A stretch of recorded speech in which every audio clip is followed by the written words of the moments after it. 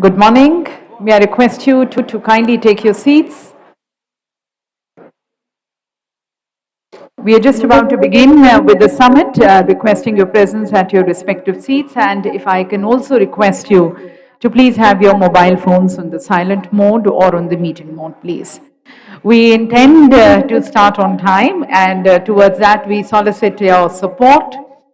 Please take your seats, people, especially who are in the tasting zone, requesting you to please join us. We have breaks in between. We have dedicated time for tasting. So requesting all of you to please avail of that time for the same. And now let's be a part of this discussions and deliberations and further sharing our knowledge and experience with everyone. Requesting you all to please be seated.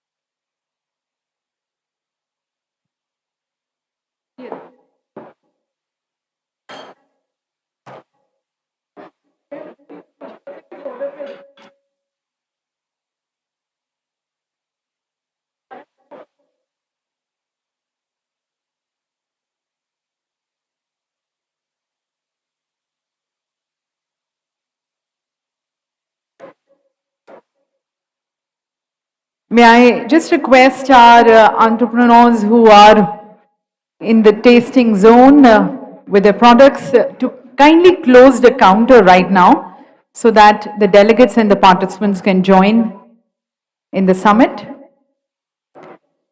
As I mentioned, we have a good amount of time. The organizers have taken care that you get a chance to taste, but that's the main aim and the motto of the summit, that you get a chance to taste these products yourself and make more informed choices regarding your change in the dietary lifestyle.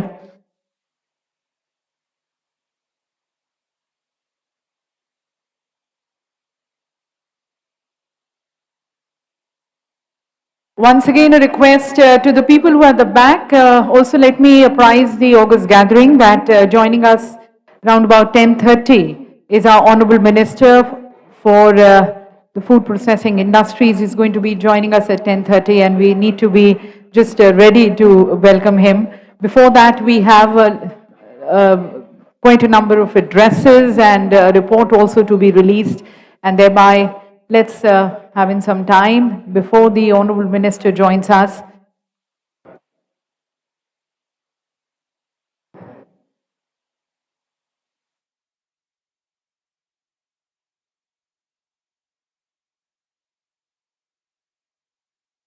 Just requesting the people who are in front of the dais also to please be seated.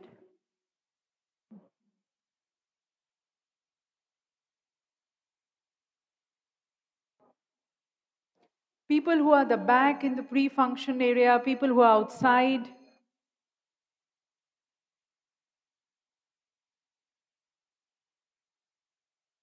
We have very dedicated time for tasting and also towards networking. If I can request people to take your seats, please.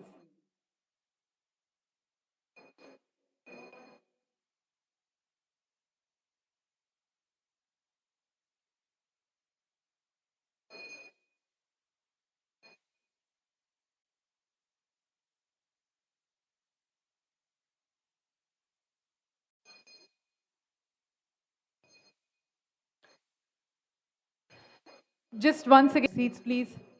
Please be seated. Really appreciate, sir. This is, of course, a platform also.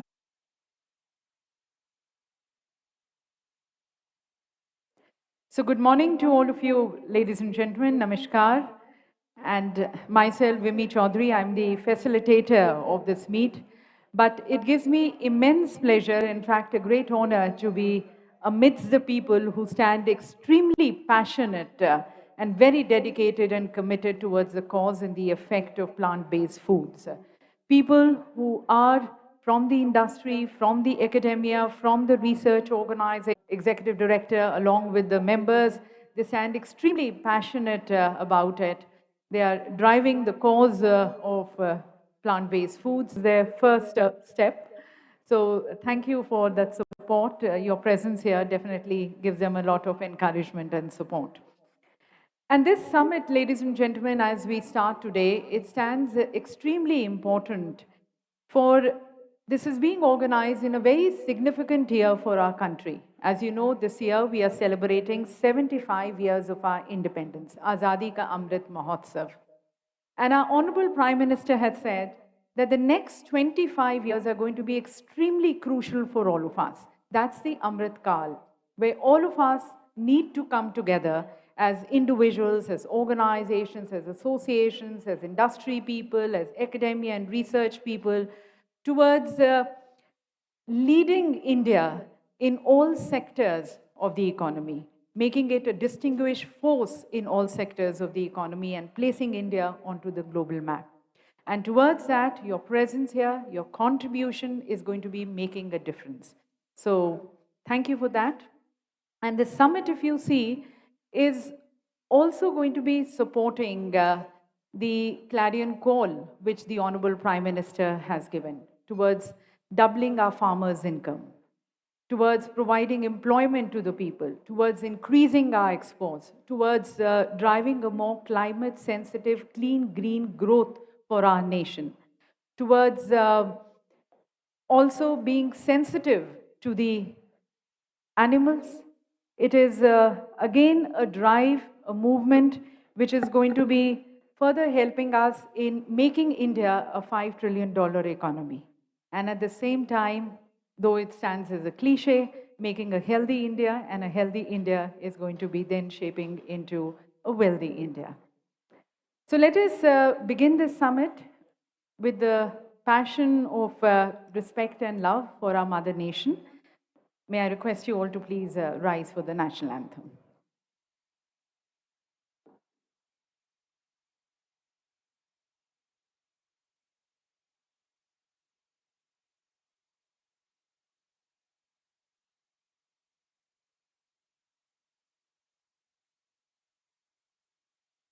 अधिनायक जय हे भारत भाग्य विधाता पंजाब सिंध गुजरात मराठा द्राविड उत्कल बंगा विंध्य हिमाचल यमुना गंगा उच्चल जलधि तरंगा तव शुभ नामे जागे तव शुभ आशीष मांगे गाहे तव जय गाथा जन गण मंगलदायक जय हे भारत भाग्य विधाता जय हे जय हे जय हे जय जय जय जय हे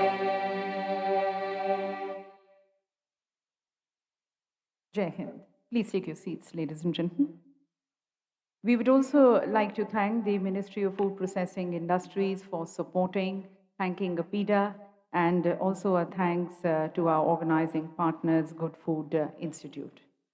This summit, ladies and gentlemen, is towards promoting and projecting the plant-based foods. And as you all know, these are foods which are devoid of any kind of animal origin ingredients, from the processing to the final product.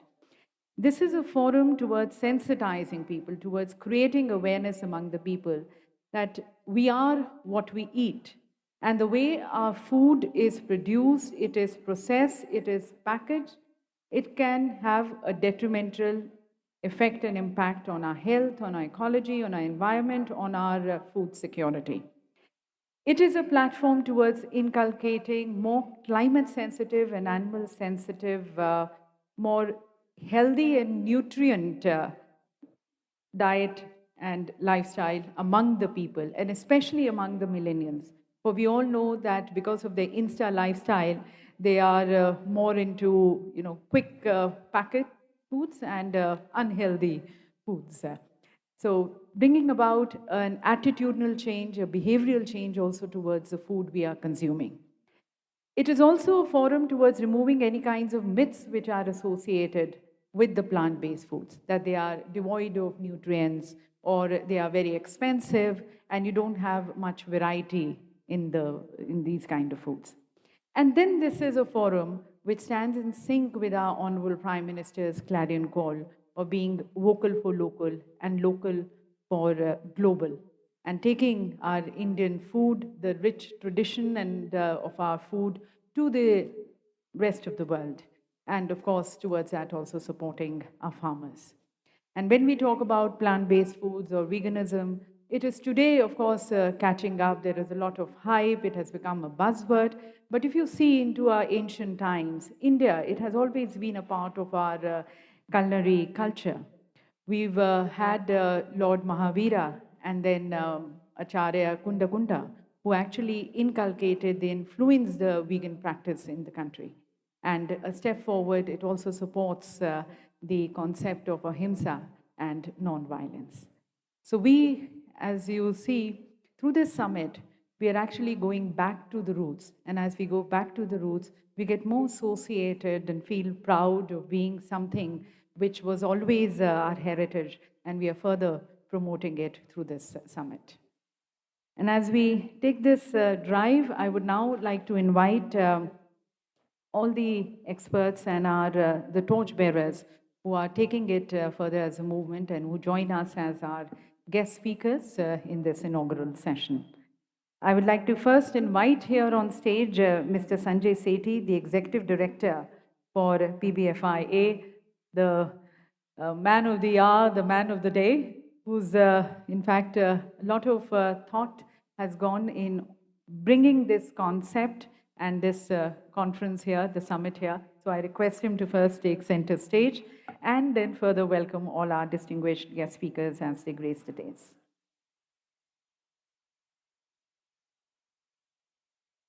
As I said, this is a maiden summit. It means a lot to the entire team.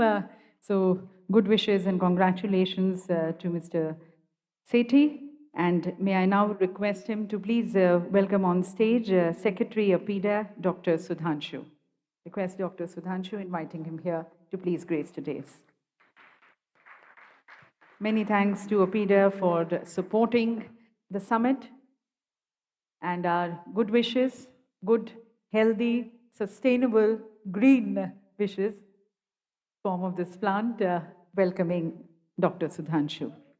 Again, a very important role which he has played. His support stands immense towards this event. Inviting Ms. Inoshi Sharma, the Executive Director of FSSAI, the Food Safety and Standards Authority of India. So the food which we are consuming, the food which we are promoting, it stands vetted by the organization.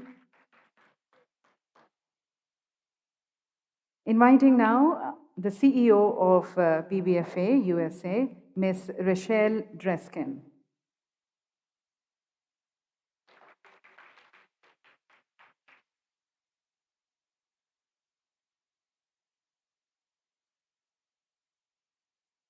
And she brings in a lot of global perspective to the summit.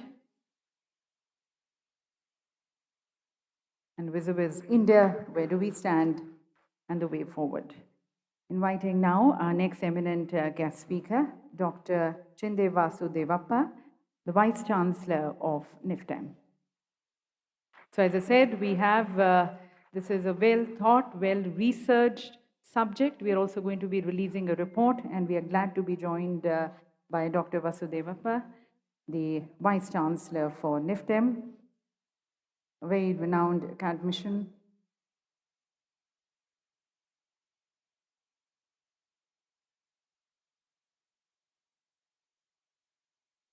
Now inviting on the dais Mr. Abhinav Singh, the Head Food Processing and Safety of FICCI.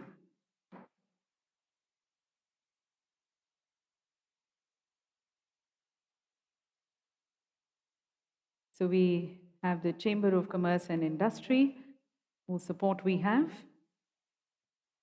May I now request Mr. Ashu Fake to please join us here on the dais.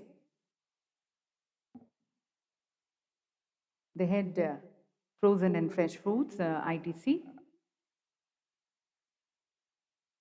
I believe he's going to be joining us. Mr. Abhishek Sinha, the co-founder and CEO of Good Dot.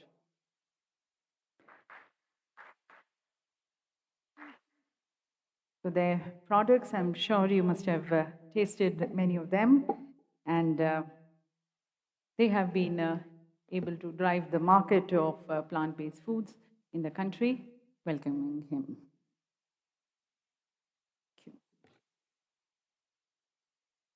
As I mentioned to you, ladies and gentlemen, the Plant-Based Food Association, Industry Association is an upcoming association just formed some 4 or 5 months back, led by very passionate, almost a 40-member association. And they are there towards mainstreaming the plant-based foods by focusing on all verticals, all dimensions, from research to leveraging technology, capacity building, also case studies, supply chain business solutions, policy advocacy. So let's further gain insights into the very vision and the mission and the approach which the association is taking. And for that, I would like to invite Mr. Sanjay Sethi, the Executive Director of PBFIA. He, ladies and gentlemen, is a name to reckon. He's the winner of Chief Sustainability Officer of the Year Award, the Africa Food Prize Awards. Mr. Sethi has previously set up sustainable food businesses in India, Middle East, Eastern Europe, South Asia, even in Africa, over his 3-decade-long career. He has been on the board of Sustainable Rice Platform, which is an initiative of the United Nations Environment and International Rice Research Institute. He was also a steering committee member of the Global Agribusiness Alliance of World Business Council for Sustainable Development, Geneva. And as the gracious host, I invite him for his words of welcome and also to kindly share his insights on the report findings, Dawn of the Plant-Based Age, India to lead the way to world food security and nutrition. Over to Mr. Sethi.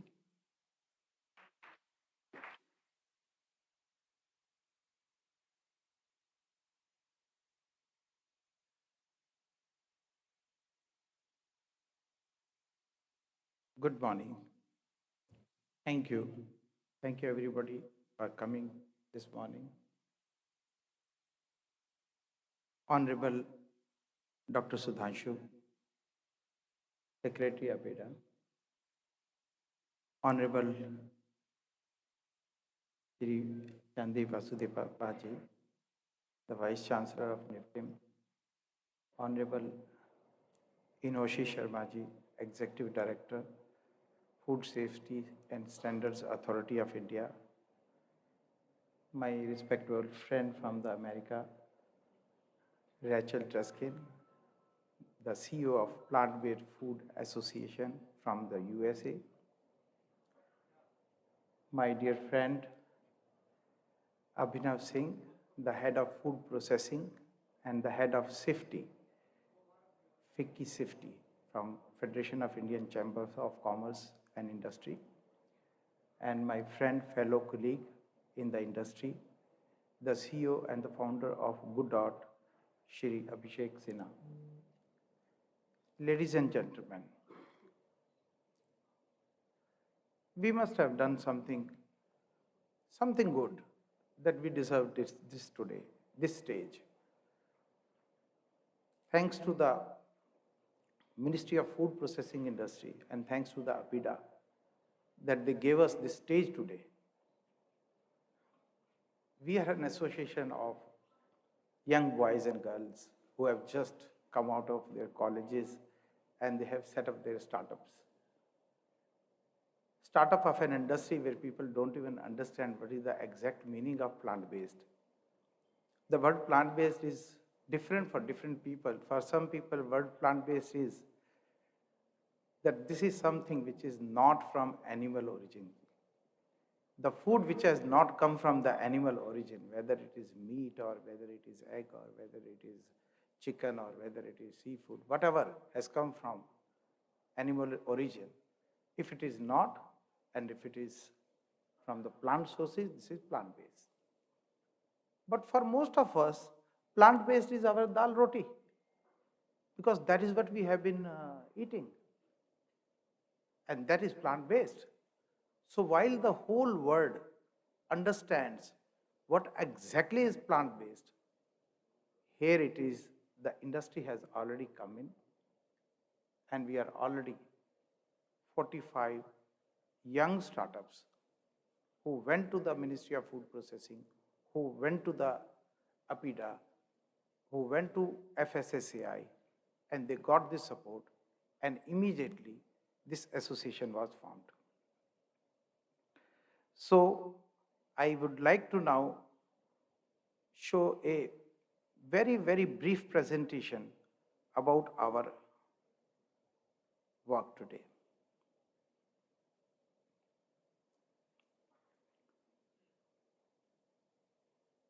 This is a report which has come as a result of the efforts with United States PBFA and the efforts of the young volunteers of Plant-Based Food Industry Association, our team.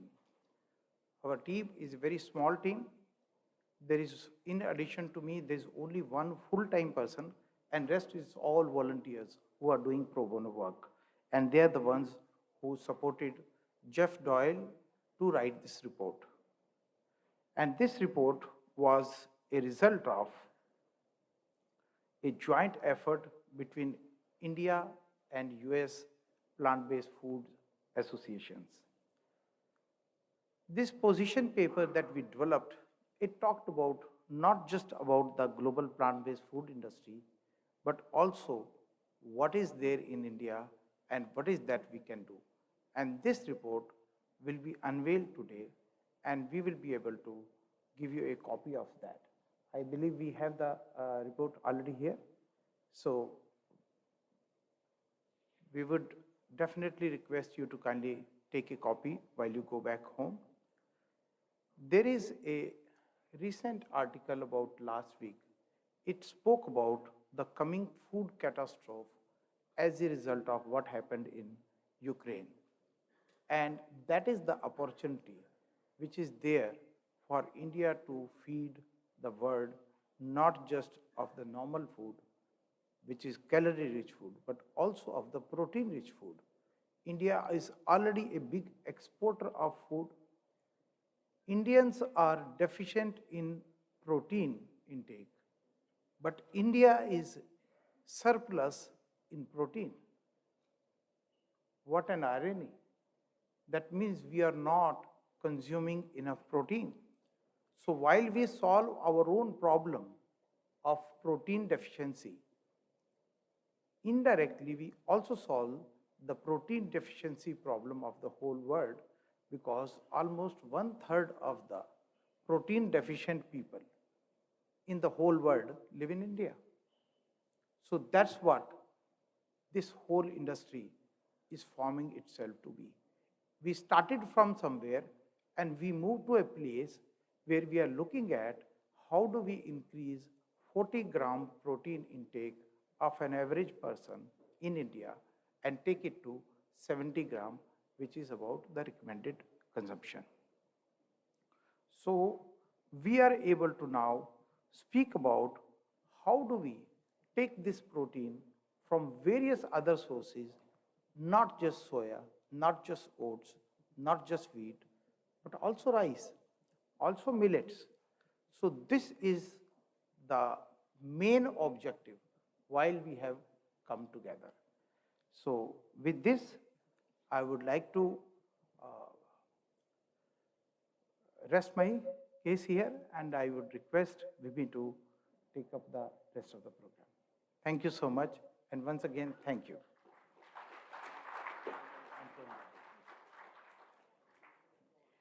Thank you, sir, for highlighting the importance of this summit and the thought which has gone behind having all of you together, coming here and taking this as a movement towards promoting more plant-based foods.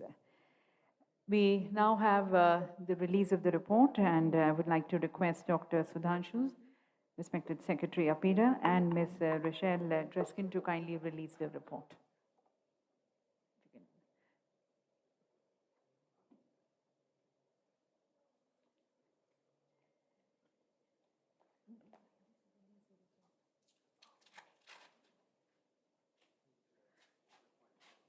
Yeah, we'll give it. If you can pass it on to the others also. सबको दे दो stage पर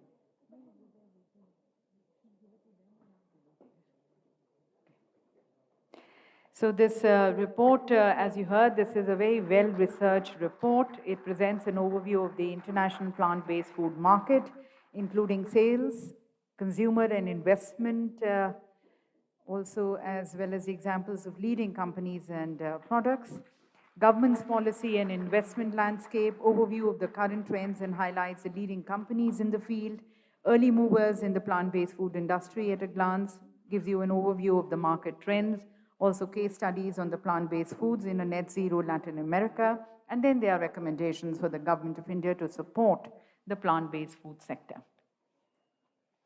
Thank you.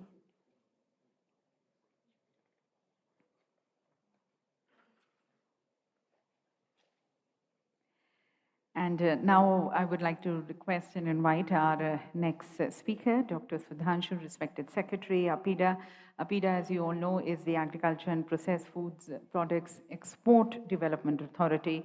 It's a premier body of export promotion of fresh vegetables and fruits. It provides a crucial interface between the farmers, storehouses, packers, exporters, surface transports, ports, railways, airways. So all connectivity it establishes, and all the others who are engaged in the export trade to the international market.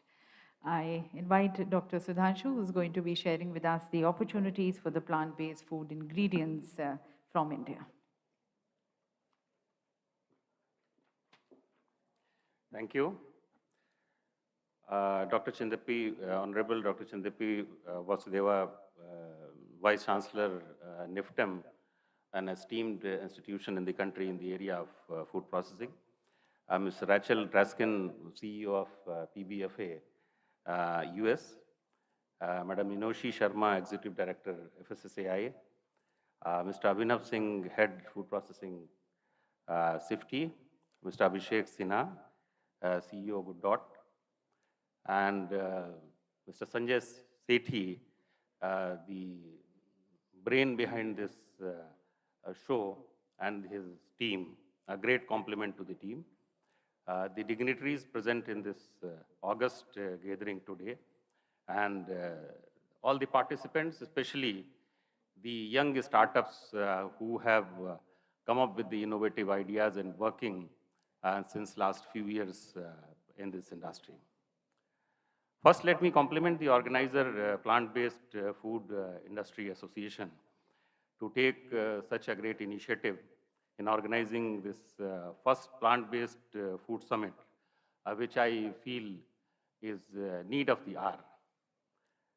And we all are aware that plant food industry is in a process of achieving a good amount of growth, and the focus which we are able to see in the recent few years globally and within the country also.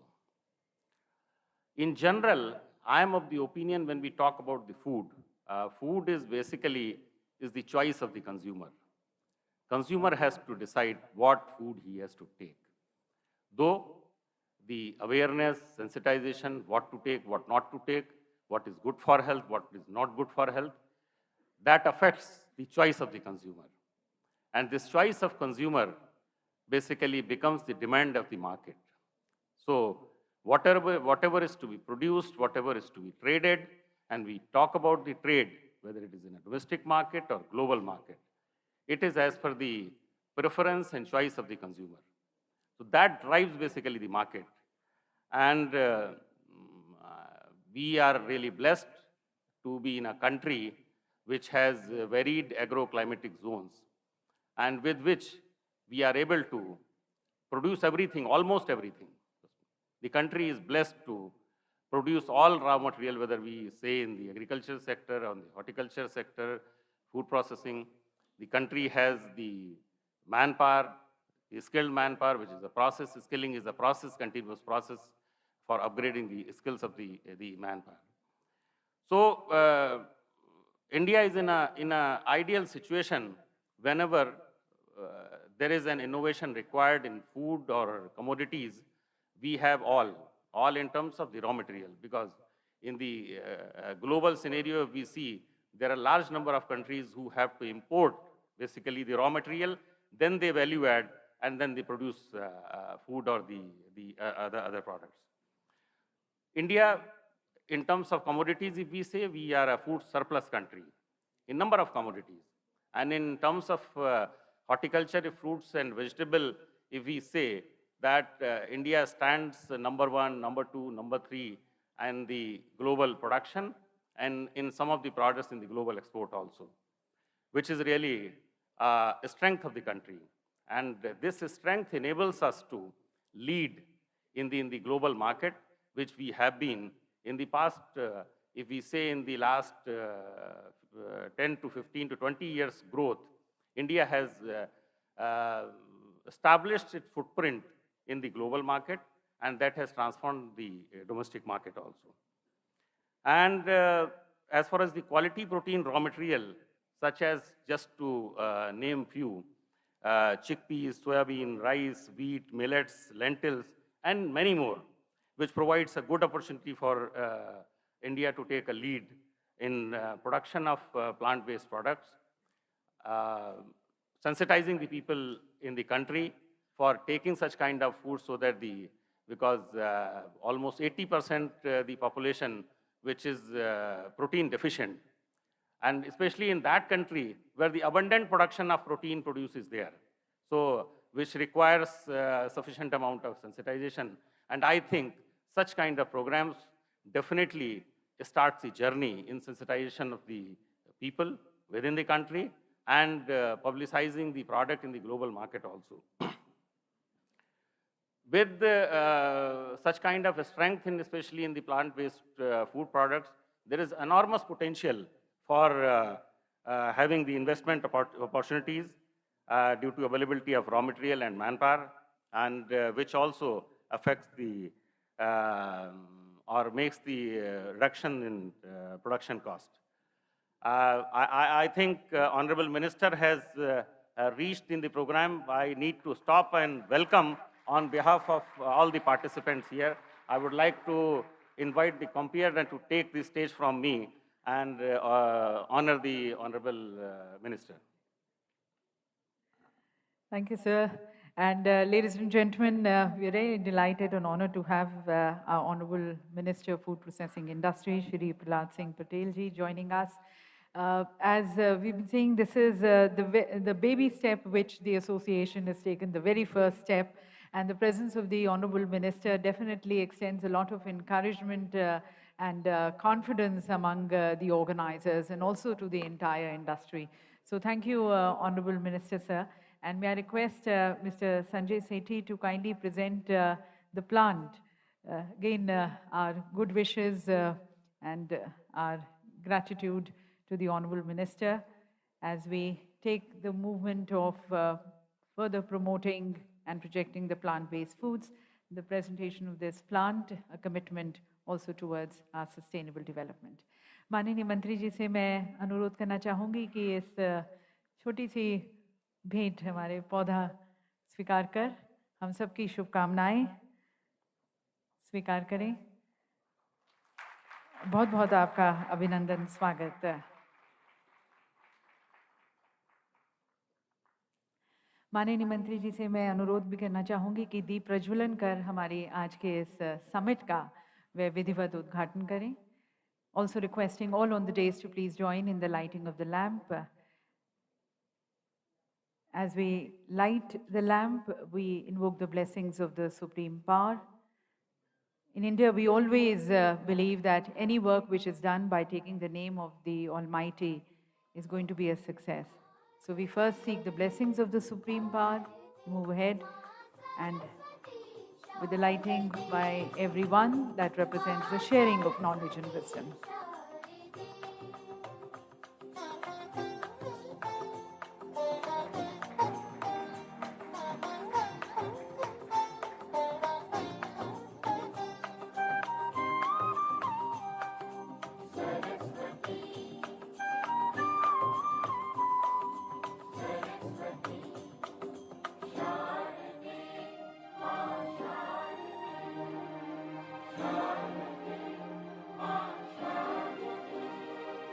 सूर्य ब्रह्म शिव विष्णु गजानन जिन चरणों को सेवते Surya Brahma Shiva Vishnu. Thank you to the Honorable Minister and thank you to everyone.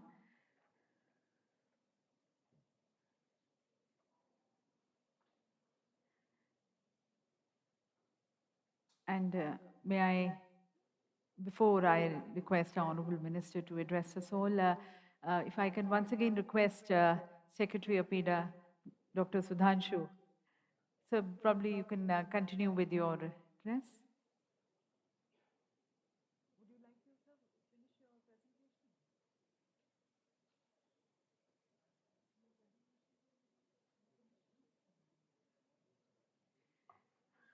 So as the Honorable Minister has a pressing engagement and he's with us for a short time, I would like to request our Honorable Minister to please address this August gathering. We seek his guidance and way forward as these young entrepreneurs and startups come together in driving this movement of plant-based foods. Otherwise, also, ladies and gentlemen, as we know that the food processing industries has been growing in the country, there have been various conducive measures in enabling policies of the Government of India. The last 5 years especially, it has been growing at a good rate of 11.18%. And today, we are the 5th largest in terms of processing and in terms of consumption and exports. So we seek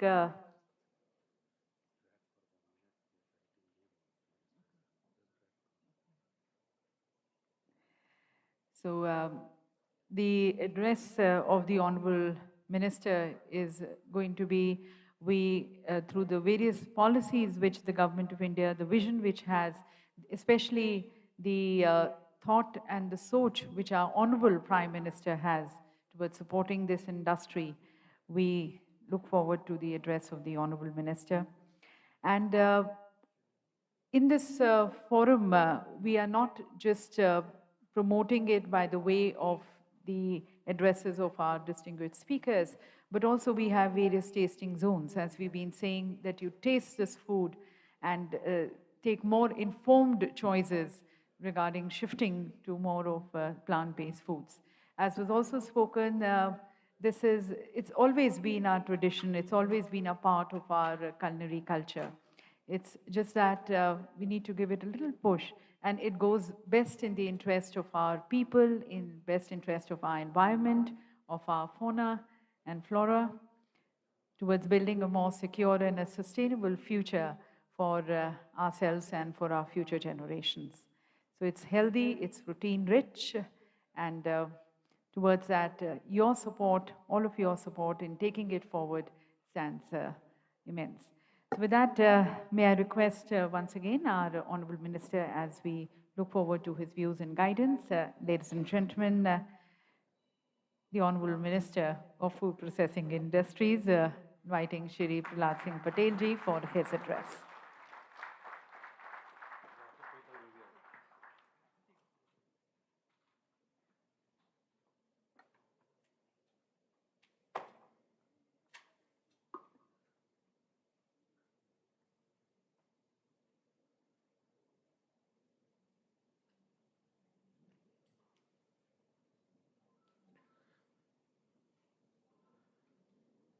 PBFIA और food processing मंत्रालय दोनों के सम्मिलित प्रयास से आज का दिन एक बेहद महत्वपूर्ण दिन है। और खुशी की बात यह है कि इस डायस पर जो लोग बैठे हैं उनकी भूमिका बहुत महत्वपूर्ण है। यदि मैं कहूं कि आज हम शायद एक ऐसी शुरुआत के संवाद के लिए यहाँ पर एकत्रित हैं जो दुनिया में एक बड़े परिवर्तन की अगुवाई कर सकता है। मंच पर उपस्थित सचिव एपीडा डॉक्टर सुधांशु जी, PBFIA के प्रमुख जिनने मुझे इस कार्यक्रम में आने के लिए चर्चा की थी, संजय सेठी जी, पचाई से जो हमारे लिए बहुत महत्वपूर्ण एक आगे के काम में मददगार होंगी, नौशी शर्मा जी, फिक्की से अभिनव सिंह जी, गुड फूड से अभिषेक सिन्हा जी, हमारे निफ्टम के डायरेक्टर सिद्धू वासुदेवप्पा जी, हमारे बीच में एक महिला प्रतिनिधित्व है जो हमने बात को उनको मेहमान भी कह सकते हैं, सुश्री रिचिल जैक्सन जी, आशु फाके जी, उपस्थित सभी भाइयों बहनों। जब प्रतिनिधिमंडल मेरे पास आया था तो मैंने उनको दो बातें कही थी। पहली बात मैंने कही थी कि व्यक्तिगत तौर से मैं आपका आंख बंद करके समर्थक हूं, क्योंकि जीवन में जो आहार का संयम है वो मेरे गुरुदेव की कृपा है। शुरुआती दौर में हम जिस परिवार में पैदा हुए वहाँ तो शिकार भी होती थी, लेकिन हमारे ग्रैंडफादर ने उन चीज़ों का प्रतिवाद किया और बाद में मेरे आराध्य परम पूज्य शिवासी जी के सत्संग के बाद मेरे जीवन में एक आमूलचूल परिवर्तन आया। लहसुन भी नहीं खाना, प्याज नहीं खाना, बाकी चीज़ें नहीं लेना, नारियल भी नहीं फोड़ना। जो चीज़ हिंसा की प्रवृत्ति को बढ़ावा देती हूँ उन चीज़ों से दूर रहना। छत्री होने के बाद इन बातों पर अमल करना, जिसके घर में शस्त्रागार हो और वो इन बातों पर सोचने लगे, लेकिन ये दोनों चीजें साथ चल सकती हैं, इसका मैं उदाहरण हूं। और मेरे आराध्य प्रभु शिवासी जी ने कहा कि जीव जीव आहार नहीं, जीव जीव आधार। कहना आसान है, लेकिन दुनिया में सबको अपने ढंग से खाने की और पीने की आजादी है। देश का कानून भी ये कहता है, दुनिया का जो जीने का तरीका है वो भी ये कहता है। लेकिन हमारी उपमाएं और हमारे उदाहरण, जब भी हम भारतीय संस्कृति की किसी भी मिसाल को देश और दुनिया के सामने रखते हैं तो वो सिर्फ एक जन्म तक सीमित नहीं होती। हम जन्म लेने वाले के बारे में भी सोचते हैं कि इसने अतीत में क्या किया होगा, जो अभी करता है वो बाद में क्या उसका परिणाम होगा, हम इसके बारे में भी सोचते हैं। हम सिर्फ वर्तमान के जीवन के बारे में नहीं सोचते। और इसलिए उन्हें एक बार बड़ी जोर देकर हमसे कहा, उन्होंने कहा कि जो प्रवृत्ति के अनुकूल जीते हैं वो खुद के लिए भी समस्याएं पैदा करते हैं और समाज जीवन के लिए भी समस्याएं पैदा करते हैं। लेकिन जो प्रकृति के अनुकूल जीते हैं वो खुद को भी मजबूत करते हैं और देश और दुनिया में एक बड़ी ताकत के साथ खड़े होते हैं। अब इससे भी कई बार लोग कहते हैं ये कष्ट है। ये कष्ट शारीरिक हो सकता है, कुछ समय पर तिरस्कार का हो सकता है, लेकिन आने वाली पीढ़ी के सर्वाइवल के लिए, आने वाली पीढ़ी के सुखद और संतुलित जीवन के लिए कुछ चीजें हमें छोड़नी होंगी, तब जाकर वो सर्वाइवल होगा। आपके अपने आने वाली संतति के बारे में शुभकामनाएं देने भर से काम नहीं चलेगा। अगर संसाधन नहीं छोड़े जाएंगे तो शुभकामनाएं काम में नहीं आएंगी। और इसलिए बुद्ध से जब पूछा गया कि आप अपने जीवन के बारे में क्या सोचते हैं, तो बुद्ध ने कहा कि मैं पिछले जन्म में हाथी था। ये सिर्फ कहानी नहीं है। उन्होंने कहा कि मैं पिछले जन्म में हाथी था, और बाद में उन्हें जो कहानी उनके बारे में बताई जाती है, ये कहते एक बार जंगल में आग लगी, हाथी आग से बचने के लिए जंगल से बाहर जा रहा था, और अचानक एक गड्ढा आया और उसमें वो पैर रखने वाला था। तभी एक खरगोश उछलता हुआ आग से बचने के लिए उस गड्ढे में आकर कूद गया। हाथी ने वो पैर इसलिए नीचे नहीं रखा क्योंकि वो खरगोश उससे मर जाएगा। बाद में कहते हैं कि वो हाथी उस आग का शिकार हुआ और उसके बाद में वो मर गया। जब उसका जन्म हुआ तो बुद्ध के रूप में हुआ, जो दूसरे का जीवन बचाने के लिए अपना जीवन दांव पर लगाने पर नहीं कतराते। वो मनुष्य भले ना हो, लेकिन उनकी अगली जन्म की जो पीढ़ी होगी वो क्या हो सकती है, बुद्ध उसका उदाहरण है। मुझे लगता है कि सोचने के नजरिए में जो फर्क होता है, उसके पीछे के कारणों को भी हमें जानना होगा। मैं कोई आध्यात्मिक प्रवचन देने के लिए नहीं खड़ा, लेकिन मैं बात को इसलिए कह रहा हूं कि हमें समझ में आनी चाहिए वो उपमाएं, वो कहानियां कि हम कहते क्यों हैं। और दूसरी तरफ हम अपने स्वाद के लिए न जाने कितने पशुओं की, पक्षियों की बलि देने के उदाहरण अपने सामने देखते हैं। क्रूर से क्रूर प्रक्रियाओं को हम अपनी आंखों से देखते हैं। हम उसमें शामिल हों या ना हो, लेकिन देखते जरूर है। लेकिन ये किस बात के लिए? सिर्फ स्वाद के लिए। अन्यथा कोई कारण नहीं लगता कि आदमी इस सीमा तक जाएगा। तो स्वाद के कारण या जीव का जो स्वाद है वो इतनी बड़ी कमजोरी है मनुष्य की, या वो इतनी बड़ी ताकत है कि उसे रोक पाना आसान तो नहीं है। लेकिन उसको संयमित करना, समाज जीवन में अगर वो क्षति पहुंचाने वाला है, नुकसान पहुंचाने वाला है, तो उसे रोक कर रखना, ये तो हमारा लक्ष्य हो सकता है। लेकिन बगैर विकल्प के ये लक्ष्य हासिल नहीं किया जा सकता। यदि हम कहते रहे और हमारे पास में कोई विकल्प ही ना हो, हम नहीं कर सकते। और मैं अभी देखता हूं कि अभी अगला साल मोटे अनाज का वर्ष दुनिया ने घोषित किया है, लेकिन मोटा अनाज आएगा कहां से? एक तरफ कोरोना, एक तरफ चलते हुए युद्ध, दुनिया अशांत भाव में है। उत्पादन कहां से करेंगे? जो उत्पादन करने वाले देश हैं उसमें भारत का हिस्सा 40% है। लेकिन हम भी कैश क्रॉप की तरफ जा रहे हैं। बढ़ती आबादी, जनसंख्या का घनत्व, उन सब कारणों से उस मोटे अनाज की बजाय हम कैश क्रॉप की तरफ जा रहे हैं।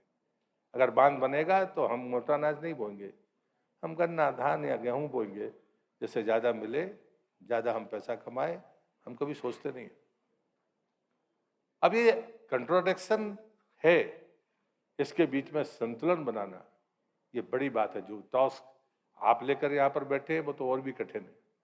हमारी भारतीय परंपराओं में ऐसे अनेक अवसर है, अनेक ऐसी धाराएं हैं जो हमको आहार के संयम की तरफ पूरी ताकत के साथ अपने धार्मिक मान्यताओं की दृष्टि से, बाकी दृष्टि से करती है। कोई कहता है शाम को मत खाइए, कोई कहता है कि जमीन के नीचे का मत खाइए। मतलब 10 परंपराएं आपको मिल जाएंगी। वैष्णव परंपरा और भी है जो और भी कठोरता के साथ कहती है, वो तो मांस से ज्यादा खराब लहसुन प्याज को मानती है। हो सकता है, हम इस बहस में नहीं पढ़ना चाहते, लेकिन अगर हम इन बातों को मानते हैं, लेकिन ये सच है कि कोई भी भारत की धरती पर पैदा हुआ कोई भी धर्म हो या दुनिया का धर्म, वो उपवास को सब अच्छा मानते हैं। खाली पेट रहकर साधने करने वाली प्रवृत्ति को सब अच्छा मानते हैं। ये तो सच्चाई है, एक रूपता तो है। इस सब के बावजूद भी कि लोग इतनी सारी बातें करते हैं, लेकिन इन बातों के मामले में हम शायद एक हैं। और इसलिए मुझे लगता है कि हम सब इस बात के लिए यहाँ पर आज आवाज उठाने के लिए, कुछ करने के लिए यहाँ पर उपस्थित है। हम बड़ी सामान्य बात शब्दों में कह देते हैं, जैसा हम खाएंगे वैसा हम सोचेंगे, जैसा हम सोचेंगे वैसा हम करेंगे, जैसा हम करेंगे वैसे हमारी आदत बनेगी, जैसी हमारी आदत बनेगी वैसी हमारी नीयत होगी, जैसी हमारी नीयत होगी वैसी हम कुछ करने वाले हैं। तो मुझे लगता है कि ये तो बहुत सामान्य चीजें हैं, ये चीजें कोई मैं पहली बार कह रहा हूं ऐसा नहीं है, लेकिन दुनिया में जो परिवर्तन आ रहा है उस परिवर्तन में भारत अगुवाई करने की स्थिति में है। उसके कारण है कि हमारा स्वभाव, हमारी आदत, हमारा संस्कार, हमारी जीवन शैली में जिन पैमानों को कहा गया उनको हम माने या ना माने, लेकिन हमारी मान्यताएं उनके साथ टिकी हुई है। इसलिए मुझे लगता है कि हम चीजों को जब देखते हैं, लेकिन जो दूसरा पक्ष है कि हम दुनिया में जिन चीजों को पहुंचा सकते हैं वो आसानी के साथ में अगर कहीं से उद्योग के रूप में या सप्लाई चेन के रूप में कहीं मिल सकती है तो वो सिर्फ और सिर्फ भारत हो सकता है, जो तेजी के साथ अगुवाई कर मांग और पूर्ति के इस अंतर को पाट सकता है। आज यहाँ पर बैठे हुए लोगों को सिर्फ इसलिए नहीं कि हम क्या खाते हैं या हम क्या बनाते हैं, हमको उससे तेजी के साथ अगले कदम के बारे में सोचना होगा कि एक इंडस्ट्री के रूप में हम क्या मांग और पूर्ति के इस अंतर को भर सकते हैं। और जब मांग और पूर्ति के अंतर को भरने की बात होगी तो सिर्फ देश पे नहीं होगी, फिर निर्यात होगा। जब निर्यात होगा तो उसके पैरामीटर्स होंगे, पैरामीटर्स में मदद करने वाला कौन होगा, तो फिर एपीडा और एफएसएसएआई दो ऐसे महत्वपूर्ण हिस्से हैं जिनको तय करना होगा। मैं पूछ रहा था क्या हम अब तेजी के साथ में कुछ पैरामीटर्स को बनाने के बारे में सोचेंगे। मुझे लगता है कि ये डिस्कशन जरूरी है। हम कंप्लायंस को कम करके इस इंडस्ट्री को किस तेजी के साथ में ग्रो कर सकते हैं, हम इसकी ब्रांडिंग और मार्केटिंग के बारे में क्या सोच सकते हैं। दुनिया में ऐसा नहीं है कि हमारा भारतीय खान पान पसंद नहीं किया जाता, दुनिया में सबसे ज्यादा पसंद किया जाता है भारतीय खान पान, लेकिन उसके बाद भी हमारे पास कोई ऐसी कंपनी नहीं है भारतीय जो दुनिया में नाम रखती हो फूड प्रोसेसिंग के मामले में। कारण छांट दिए गए, सरकार ने माना कि मार्केटिंग और ब्रांडिंग में हम पीछे हैं और जो हमारे पास में साइंटिफिक पैरामीटर्स होने चाहिए उसकी कमी है। और इसलिए फूड लैब के बारे में बहुत तेजी के साथ काम हो रहा है। जो भी पैरामीटर्स होते हैं दुनिया के वो पूरी दुनिया में एक से नहीं है, यूएस के अलग हैं, बाकी अरब कंट्रीज के अलग हैं, यूरोपियन कंट्रीज के अलग हैं, तीन मोटे तौर पर ये तीन पैरामीटर्स। लेकिन हमारे मन में पता नहीं क्या है कि हम सारे पैरामीटर्स उन्हीं के मानकर हम भारत को चलाना चाहते हैं। अगर उन पैरामीटर्स के साथ चलेगा तो भारत का स्वाद नहीं रहेगा, फिर भारत का खान पान पसंद नहीं किया जाएगा। हाँ, हम ईमानदारी से लेके इसमें इतना फैट है, इसमें जैसे जिस बात के लिए आप बैठे हैं कि नहीं इसमें फैट तो है लेकिन ये एनिमल फैट नहीं है, ये पौधों से ली हुई चीजें, ये चीजें हमें लिखनी होंगी, ये तो सच है। लेकिन पैरामीटर्स के बारे में मेरा पहला उस विभाग का मंत्री होने के नाते मैं अपनी दोनों जिम्मेदार एजेंसी से कहूँगा, हमारे पास निफ्टम जैसी संस्थाएं हैं जिसको अभी राष्ट्रीय दर्जा प्राप्त हुआ है, मैंने उनसे भी कहा है हमें रिसर्च किस नाते करना, हमें कुछ नहीं करना, जो हमारे पुराने लोग अपने ढंग से बनाते रहे हैं उनको कंटेंट को एक बार प्रमाणिकता के साथ लिखना। किसी को खाना है तो खाएगा, नहीं खाना तो नहीं खाएगा, लेकिन जो उसमें लिखा है वो 100% सही है। और इस बात के लिए एक PIA स्कीम प्रधानमंत्री जी ने इस साल से जारी की है और 10,900 करोड़ रुपया 5 वर्ष में बड़े इंडस्ट्रीज को, मगर वो भारतीय कंपनी होना चाहिए, फूड प्रोसेसिंग की भारतीय कंपनी। हम तो अभी नए हैं, हमारा तो अभी चलना शुरू हुआ है, लेकिन जो पहले से काम करने वाले लोग हैं वो दुनिया में कोई भारतीय कंपनी अपना नाम रोशन कर सकती है क्या। और इसलिए मुझे लगता है कि आने वाला समय इस उद्योग के लिए बहुत महत्वपूर्ण समय है और मैं आपसे यही प्रार्थना करूंगा कि आज इस दिन भर के संवाद में, चर्चा में, इस कॉन्फ्रेंस में कुछ जीस्ट निकल कर आना चाहिए। और मुझे लगता है कि जो संस्थाएं यहाँ पर बैठी हैं उन्हीं को ये सारे काम करने हैं। लेकिन बार बार प्रधानमंत्री जी कहते हैं कि कंप्लायंस नहीं कम करोगे तो जो काम 15 दिन में हो सकता है उसको 15 महीने लग जाएंगे। लेकिन जिस प्रकार से हमारे सामने सप्लाई चेन दिखती है और उसमें अगर कोई गैप्स हमको दिखते हैं, गैप्स चाहे वो पैरामीटर्स को लेकर हों, बाकी चीज़ों को लेकर हों, उनको चिन्हित करना और उनके समाधानों को खोजना, ये सबसे अहम बात मुझे लगती है। और इसलिए मैं बहुत लंबी बात नहीं करती हूँ, अपनी बात में यहाँ समाप्त करता हूँ, लेकिन वहीं से समाप्त करता हूँ जहाँ से मैंने शुरू किया था कि जो जीव है उसका जो स्वाद है वो बहुत महत्वपूर्ण है। ताकतवर भी मैंने कहा था, कमजोर भी मैंने कहा था। ये कमजोरी भी है, यह बड़ी ताकत भी है। अब मैं ताकत जीव की क्या होती है इसके कहकर अपने संदेश को स्पष्ट करते हुए अपनी बात को समाप्त करता हूँ। सब रामकृष्ण परमहंस जी का नाम जानते हैं, महान संत थे जिनके स्पर्श ने विवेकानंद को विश्व विजेता बना दिया और इतनी अल्प आयु में भी वो करके चले गए। इतनी ऊर्जा रखने वाले व्यक्ति, वो हमेशा अपनी पत्नी से कहते थे कि आज भोजन में क्या बना है। तो एक बार उनकी पत्नी ने कहा, कितने बड़े संत हैं लेकिन आपका जीभ पर संयम नहीं है, हमेशा पूछते हैं क्या बना है। तो उन्होंने कहा कि सब कुछ तो मैंने विजय प्राप्त की है लेकिन स्वाद बचा है। तो जब तक स्वाद है तब तक ये जीवन शायद चलेगा। कहते एक समय उन्होंने कहा कि मेरे खाने की इच्छा नहीं है। उनकी पत्नी ने रो दिया। वो समझ गई कि जीभ का स्वाद जब छूट गया है तो उनका जीवन भी छूटने वाला है। वो कुछ दिनों बाद रामकृष्ण परमहंस नहीं रहे। जीभ का स्वाद जरूरी है लेकिन वो कमजोरी ना बने। और जीभ का स्वाद पर जिसने अंकुश लगाया वो महान भी होता है और वो आने वाली परंपराओं को बनाने वाला होता है। रामकृष्ण परमहंस उसके उदाहरण है। जीव उनकी कमजोरी नहीं थी, जीव उनके जीवन का, जीव का जो स्वाद था उनके जीवन का आधार था। लेकिन वो जो देकर गए वो इतनी बड़ी यात्रा है, शायद हम उसके ही पथिक है। मैं आप सबसे ये कहूँगा कि हम प्लांट बेस्ड जितने भी हमारे आइटम्स हैं उनके बारे में आज मनन और मंथन करें, लेकिन हमको व्यावसायिक और औद्योगिक दृष्टि से अपने नज़रिए को देखना होगा।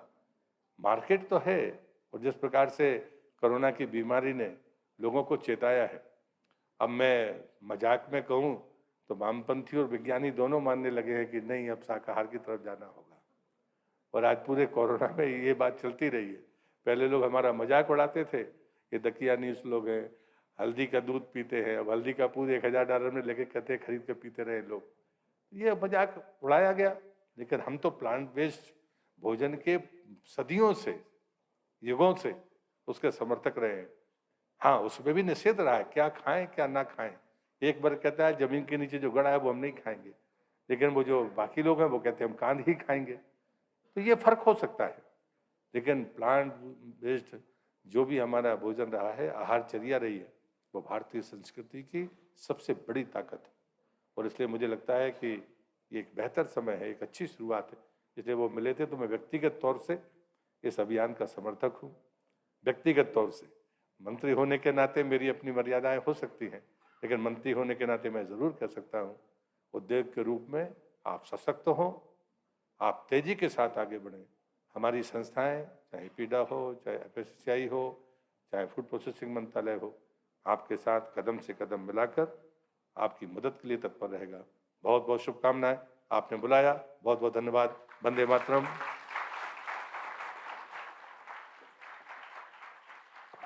बहुत बहुत धन्यवाद माननीय मंत्री जी। बहुत ही सुंदर और आध्यात्मिक और प्राचीन उपमाओं के माध्यम से एक प्रोग्रेसिव सोच की तरफ, आहार संयम की तरफ सभी को यहाँ पर प्रेरित करने का, प्रोत्साहित करने का, पीपल, प्लैनेट और फिर प्रॉफिट, इसकी तरफ प्रोत्साहित करने का, और प्रकृति के अनुकूल सुखद और संतुलित जीवन के लिए प्रेरित करने का।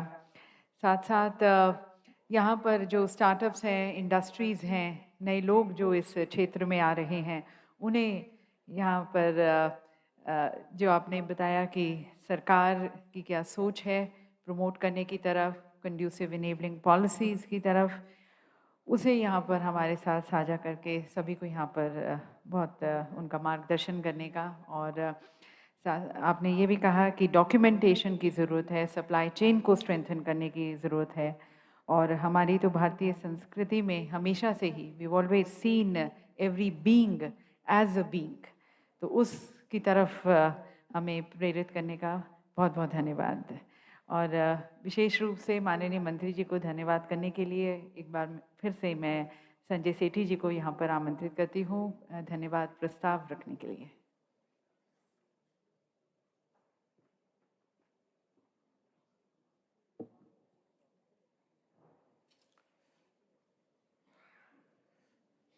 आदरणीय श्री प्रहलाद सिंह जी पटेल, आदरणीय मंत्री जी, 15 मार्च को हम आपके घर आए थे। जब हम आपके घर आए थे 15 मार्च को, तो हमारी संस्था के उस समय 15 मेंबर्स थे, और आज हम यहाँ खड़े हैं तो हमारे 45 मेंबर हैं। तो सिर्फ 2 महीने में हमारे 15 मेंबर से 45 मेंबर्स तक जब पहुँच गए, तो उसके पीछे बहुत ही सिंपल सी बात थी। जब हम मंत्री जी के पास गए, 2 महीने के अंदर ही बनते ही चले गए, तो मंत्री जी ने हमें 3 बातें कही। आदरणीय मंत्री जी, मैं आपको उन 3 बातों का याद दिलाना चाहूँगा। मंत्री जी ने पहली बात ये कही कि मुझे प्रधानमंत्री जी ने कहा है कि इन लोगों की मदद करो। दूसरी बात उन्होंने ये कही कि हमारे घर में तो मैं कांदा और लहसुन भी नहीं आने देता। तीसरी बात उन्होंने ये कही, जो कि हमें बहुत ज़्यादा टच की हुई, उन्होंने ये बोला कि मेरी बिटिया भी वीगन है। तो हमें ये लगा कि आज हमें इस इंडस्ट्री को एक बड़ा मिल गया। उस दिन से आज है, हम उसी एनर्जी के ऊपर, उसी खुराक के ऊपर हम चल रहे हैं। मंत्री जी, पूरे देश में, पूरे विदेशों में भी जहां जहां पर भी इंडिया के प्लांट बेस्ड फूड इंडस्ट्री की चर्चा हो रही है, मंत्री जी वो आपको तहे दिल से धन्यवाद करते हैं। This industry thanks you from the bottom of the heart, because you have come like a father for the plant-based food industry. They have really liked it that when we were being pushed by the big brothers in the family, जैसे कि एक छोटा शिशु बच्चा आता है, 1 महीने का है, 2 महीने का है, तो उसका बड़ा भाई उसको प्यार से खिलाता है। तो यही मेरी एनिमल सोर्सेज की इंडस्ट्रीज के बाकी जो हमारे सीनियर इंडस्ट्री कोलिग्स हैं, उनसे मेरी यही गुहार है कि घर के बड़े बच्चे हैं आप, अब हम पैदा हो गए हैं, हमें उंगली पकड़ के हमारी मदद कीजिए। हमें किसी भी तरह से कंपटीशन ना देखिए, क्योंकि हम तो बिल्कुल ही छोटे हैं। 100 साल लगेंगे आपके बराबर आने खड़े हुए, शायद 50 लग जाए, शायद 25 लगे, लेकिन 10 साल में कुछ नहीं होने वाला खास। हाँ, इतना जरूर है कि इस इंडस्ट्री में इतनी तेजी से पैसा आ रहा है। Everybody wants to invest in this industry. 45 member और हॉल में 300 लोग, ये कैसे हो गया? इसका मतलब ऐसा है, there is something which the logic does not understand, but our heart understands. There is something which connects with the sustainability, regeneration, health, and humanity and ethical thinking for जीवों के लिए एक जो सोच है। जब भी मंत्री जी हमने इस टॉपिक की कभी भी किसी से बात की है, बहुत ही जबरदस्त हमको सपोर्ट मिला है। We have only one full-time employee in our company, Medha Gupta. And rest all this what you see is with the help of volunteers, with the help of Ministry of Food Processing Industry. मंत्री जी, आप श्रीमती अनिता प्रवीण के जो team है, अतुल सक्सेना जी की team है, कुलदीप जी बैठे हैं, ये इन सब लोगों ने हमारी इतनी मदद की है, और अपीडा के चेयरमैन से लेके सब ने इतनी मदद की है। तो हम ये सोचते हैं कि इतनी मदद क्यों मिल रही है?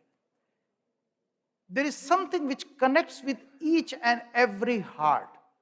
लोग हमको सपोर्ट कर रहे हैं, इसीलिए 2000 से ज्यादा लोगों ने आज इस रूम में आने की इच्छा जताई थी। लेकिन इस रूम की कैपेसिटी को देखते हुए और मंत्री जी की सिक्योरिटी को देखते हुए हमें 2000 में से 1700 लोगों को हाथ जोड़कर मना करना पड़ा, और हमने उनको यूट्यूब लिंक दे दिया। सो विद दिस मंत्री जी, हम आपको धन्यवाद करना चाहते हैं। We want to thank you, and there is 2 small little activities we want to perform before you go. First, I would request Rachel Dreskin, my colleague from the Plant-Based Food Association of the USA, to give a memento to Honorable Minister.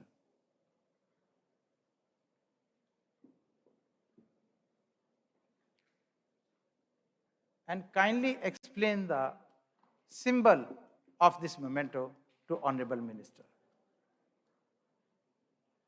Now I also want to request all the women entrepreneurs to kindly come on stage. Women entrepreneurs of plant-based food industry, Sonal Whitecub, Jasmine from Katharos, Palak Mehta, and all the women entrepreneurs who are there in this room, kindly come on stage for a photo opportunity with the delegates, the honorable speakers at the dais, and with Honorable Minister. So very quickly, Honorable Minister doesn't have time, request you to all come in the next half a minute. Kindly very quickly come, and we are taking a group photo with all the women entrepreneurs. और इसके बाद हम PBFIA members को आमंत्रित करेंगे. इस photo के बाद kindly within 1 minute आप भी आ जाएं स्टेज पर और आपका भी फोटो मंत्री जी के साथ है.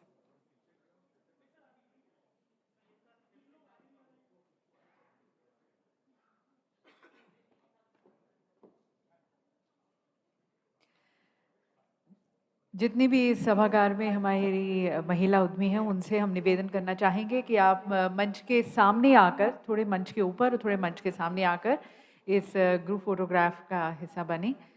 Requesting all the women entrepreneurs to please join in this group photograph, who are leading this movement in the country.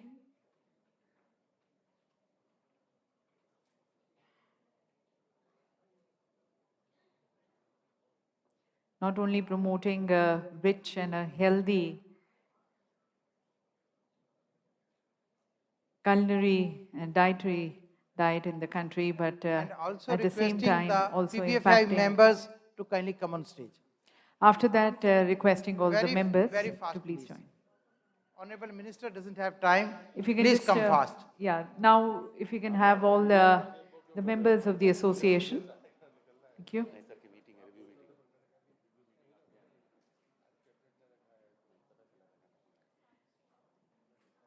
Maybe now just the members here on the dais, please. So as Mr. Sethi said, started with few people coming together, like-minded people. और जब माननीय मंत्री जी के पास गए तब 15 members थे और आज 45 मेंबर्स. इतने छोटे समय में इतने और लोग जुड़ते गए हैं और ये इसलिए हो पाया है कि कहीं ना कहीं वो दिल से जुड़ना हुआ है. Shri Atul Saxena ji, Shri Atul Saxena ji, kindly come on stage please. एक भाव, एक सोच को ये समिट प्रमोट कर रहा है, ये इंडस्ट्री प्रमोट कर रही है.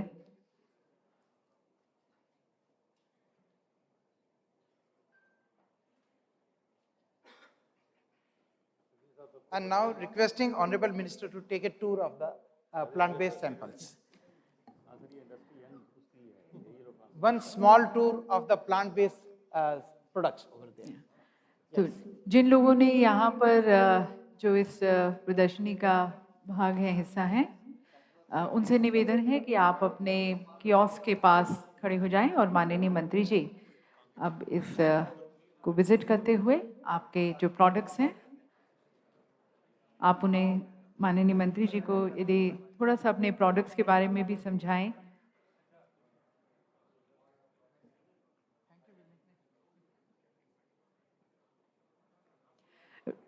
May I just request the others to kindly remain at your seats, please?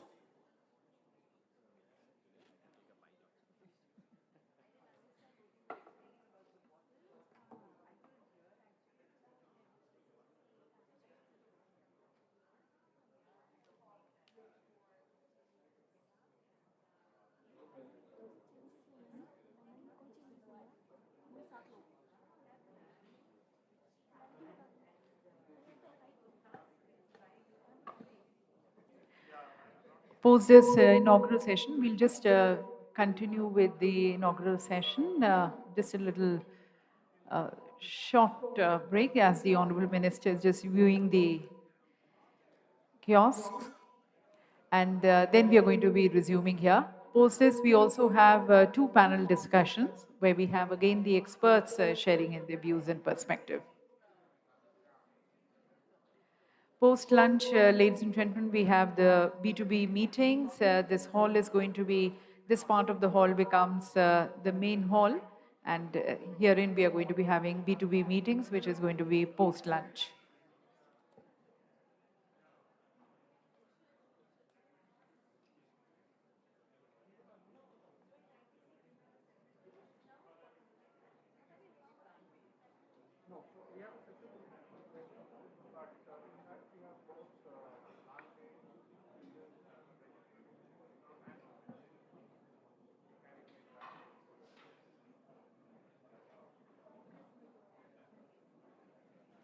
And as Mr. Sanjay Sethi was mentioning that it is so ironical that in our nation where we are rich in various agro products, but then very poor in terms of our proteins in our diets.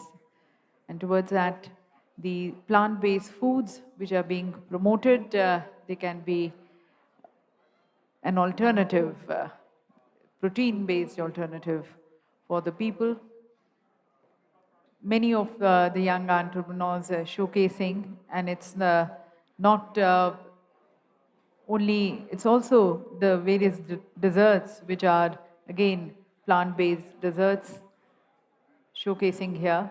Towards that, a big thank you also to the hotel, to Le Méridien for supporting this plant-based movement here in their hotel. We see a lot many banquets and hotels and restaurants now serving vegan food.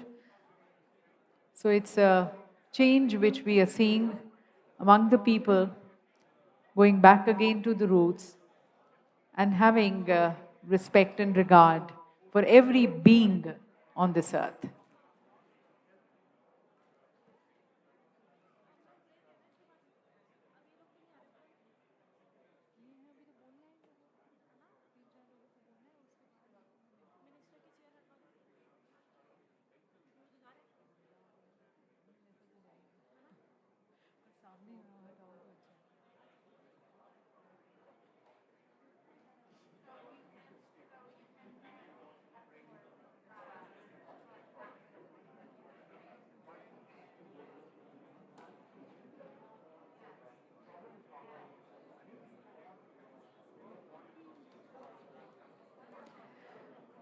So once again, we thank our Honorable Minister of State for Food Processing Industries and the Minister of State for Jal Shakti, Shri Prahlad Singh Patel ji, for joining us, for supporting us, supporting the association personally and also as a minister.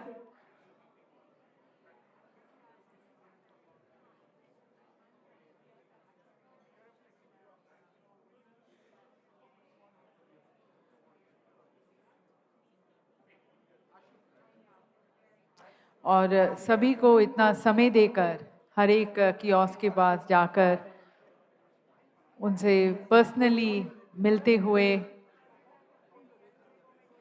उनसे जानकारी लेते हुए सभी को व्यक्तिगत रूप से प्रोत्साहित करने के लिए माननीय मंत्री जी का हम पुनः धन्यवाद करते हैं.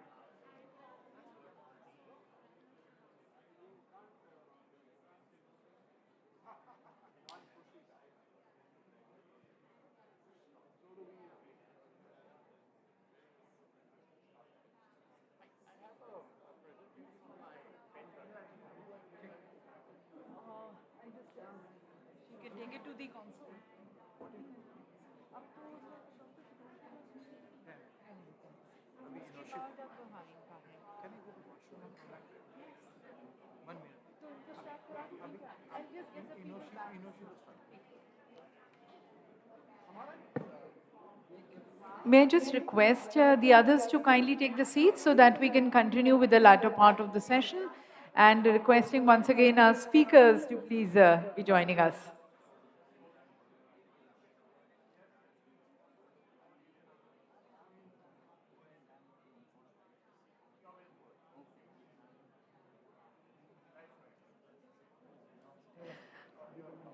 Can I just request people who are in the tasting zone to please join us back?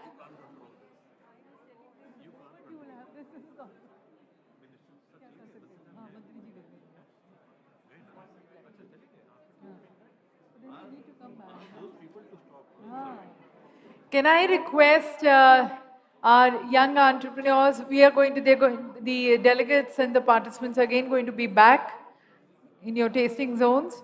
पर अभी के लिए आपसे निवेदन करना चाहेंगे कि प्लीज़ यदि आप बंद कर दें तो हम अपना आगे का जो सेशन है उसको कंटिन्यू रखें. We have other speakers, the industry, people who are going to be sharing their perspective, their experience of starting, being a part of this industry, the various challenges and issues which they have faced. And I'm sure people who are wanting to enter this industry, उनके लिए बहुत यहाँ पर सीख मिलेगी उन्हें कि किस तरह से कौन से परिस्थितियों में उन्होंने किन चैलेंजेस को वो उन्होंने ओवरकम करते हुए इस इंडस्ट्री के वो आज एक बहुत ही अग्रणी हिस्सा हैं. अपनी सोच को, अपने एक्सपीरियंस को, अनुभव को हमारे साथ साझा करेंगे. And I am sure that's going to be further inspiring and motivating our young entrepreneurs who are wanting to be a part of this industry. Kindly take your seats, ladies and gentlemen, requesting to please close the tasting zone area, please.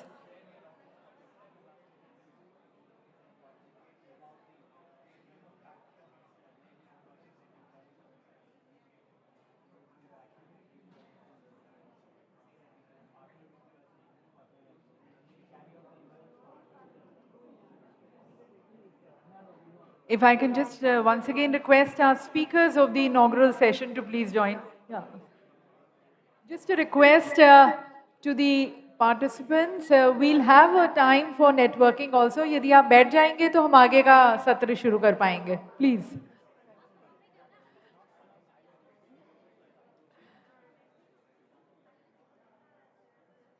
Okay, if we can connect later, one-to-one later.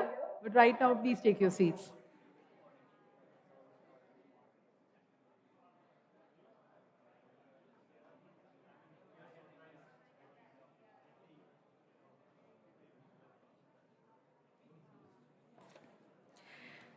So I think माननीय मंत्री जी ने एक नई ऊर्जा सभी में यहाँ पर और एक जागरूकता पैदा की है.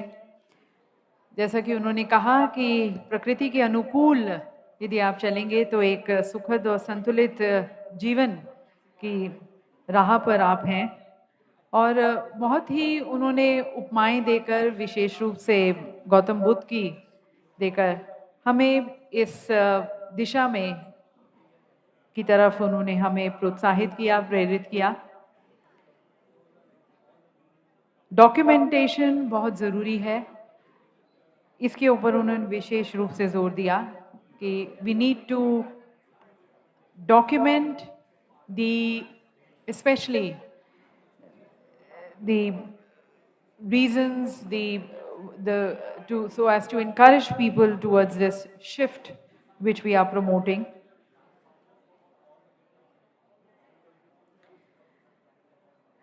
And as we are talking about taking this movement further, I think, and especially as the Honorable Minister had also spoken about strengthening our supply chains, towards taking our products globally and making them more globally competitive, we have to build a responsive and a responsible supply chain.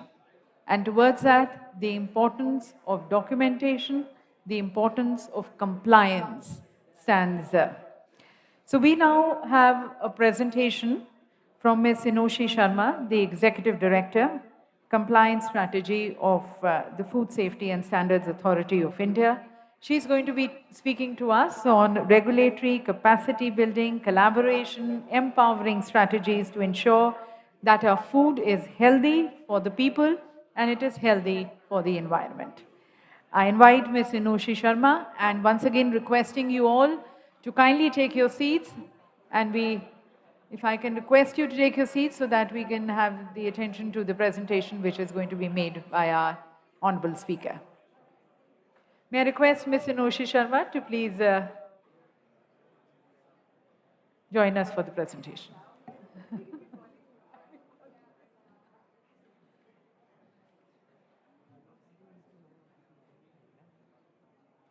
So, good morning, ladies and gentlemen. I can see there's, a lot of excitement ever since the Honorable Minister of State has actually spoken to us, shared some of his, personal insights, and I can see a lot of people so excited, to try out all the samples of plant-based foods. Now, I can very confidently say everybody in this room is strongly in favor of a plant-based diet, right? हम में से ऐसा तो कोई नहीं है जो कहते हैं कि प्लांट बेस्ड डाइट खाना अधूरा खाना है या so I don't think so. That's the thing. Now, I am one of those people who actually believes in it strongly. Now, what is the first general comment which comes? तुम तो घास फूस खाती हो. So, for your benefit, you just eat grass. अब as a treat तुम क्या खाते होगे? पनीर. Vegetarian हो क्या बनाए? So you're a vegetarian. What would you eat? Paneer, cottage cheese. अच्छा, तुम लोगों को तो जहाँ दम नहीं होता होगा ना, तुम लोग मीट तो खाते नहीं हो, तुम में तो जान ही नहीं होती है, तुम में तो प्रोटीन नहीं होगा, आयरन नहीं होगा. You must be lacking in, those things. You don't have energy. Protein तो मिलेगा ही नहीं. Otherwise also you won't have energy. So these are all the kind of things we hear at home. होता है ना, हम सबके साथ होता है. हम अपने फ्रेंड्स के साथ बाहर खाने जाते हैं तो वो कहते हैं अरे यार तेरे साथ क्या खाना खाएंगे यार, तू तो घास फूस वाली है यार, हम तो नॉनवेज खाएंगे, हम तो पार्टी करेंगे, तू क्या करेगी. So this is something so typical. So I must in fact congratulate the organizers for bringing so many like-minded people together, because here is a place where we actually will be making our own networks. We'll be having, our own space to talk and share our experiences.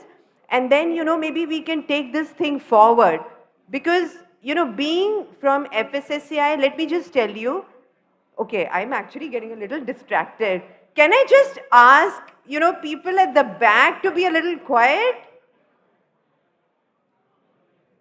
I'm so excited. It's so nice to see that. Anyway, I'll just continue. See, at the Food Safety Standards Authority of India, we are the apex regulator, right? So last year in September, we came out with the vegan logo. You must have all probably heard about it in the news. The vegan logo primarily is a V symbol, and in between it has a little leaf. And it is primarily there so that consumers can identify a product which is having a plant origin and it does not have animal source at all. Also, you already know there is a blue dot and a brown dot which is already available in the market. So with the vegan logo, we at FSSAI are also, kind of recognizing that this is a new segment which is being introduced into the market and people are demanding for it. Now, for all the young entrepreneurs who are here as, FSSAI representative, I just want to tell you, if you are applying for a license or a registration, it is easily available on our FOSCOS website. It is an online mechanism which you do, and if you're applying for a registration, then within 60 days, if there are no questions asked, you should get your license. If it's a registration, within 7 days. Also, you can apply for the vegan logo and put it out across onto your package. What I also want to emphasize here is we have the labeling and the packaging display regulation. Now, sometimes in your zeal in starting out a new venture, please make sure you have not missed out on reading on it or are using terminologies which are not appropriate. For instance, you cannot use milk. You cannot say almond milk, you cannot say soy milk, you cannot say cashew milk. These are beverages because milk is an animal source or an animal origin. So this fundamental difference which is there, which is specified in our regulation, is something you have to be very, very careful of, because this would unnecessarily lead to, enforcement or regulatory issues subsequently. The other thing which I wanted to mention here was that at the FSSAI, we have a program called the Eat Right India Initiative. Now, the Eat Right India Initiative primarily talks about food which is safe, that means it's prepared in a hygienic manner, food which is healthy, which means it is local and seasonal, and food which is sustainable. So that means it's not just good for the palate, but it is also good for the planet. And that just does not mean you avoid plastics or conserve on water, but also in the long run, the food that you are having is sustainable or not. Now, when we talk about eat healthy, what we also lay emphasis is how we can reduce the amount of salt, fat, and sugar which is going into our product. So I had, in fact, the opportunity of tasting some of the products in the morning. And in some of the products, I gave a very honest feedback. I thought the salt content was too much. Now, FSSAI will be very soon coming out with its own regulations for high salt, fat, sugar, or what are the thresholds for those. Once those come, your product, where it falls, you will have to see. Now, if you're at a nascent stage of doing R&D, think about, some international standards which are already there, some international products, and you will realize vis-a-vis those products, vis-a-vis the products which are already available in India, our content of salt and sugar is much, much higher. Now, because this is a niche market, a lot of people who are going to consume it will already be people who are exposed to this product or are aware about this product, or are people who want to experiment, go for a better health opportunity, or just provide them with, a healthier option. It would be really nice if we could think about those things also. Another thing which I just wanted to, suggest to everybody here is, we have a lot of, products in our country, for instance, millets, which can easily be used, in experimenting with products.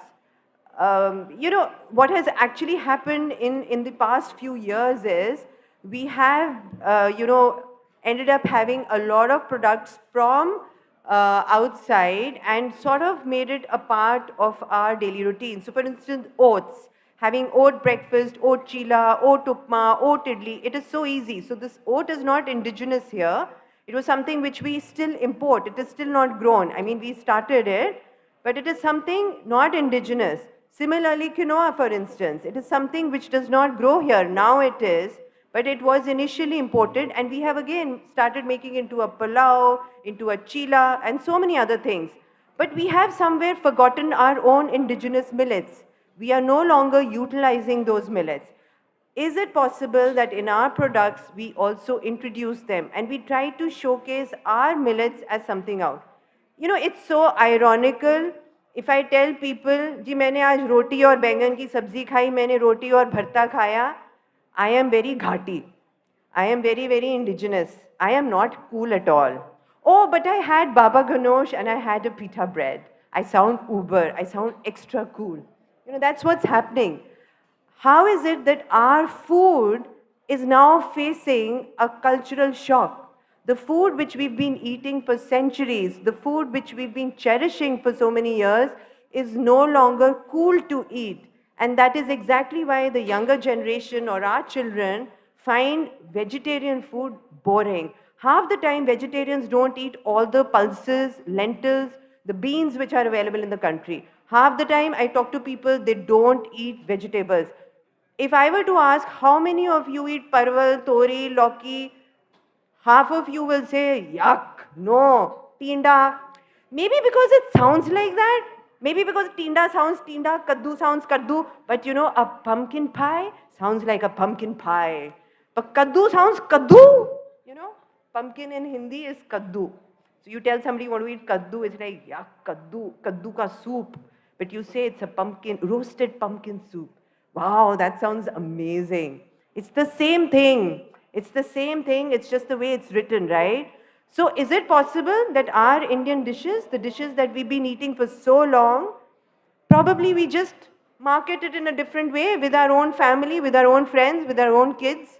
So then we don't have to, really look forward for some, really great dish every evening when we go back home. It's the same dish, but it's just called something else, and then we're like, wow. So these are all options which are available because you're all entrepreneurs here. I just feel there is so much that we have in our country which can be marketed, which can be promoted, which can be, told to the people about. It's just about marketing. And I think you are the best people. For any issues which you have with respect to the regulation, please be free to reach out to me. We have the FSSAI website on which our contacts and emails are available, and we would be happy to resolve any issues that you have. Thank you so much.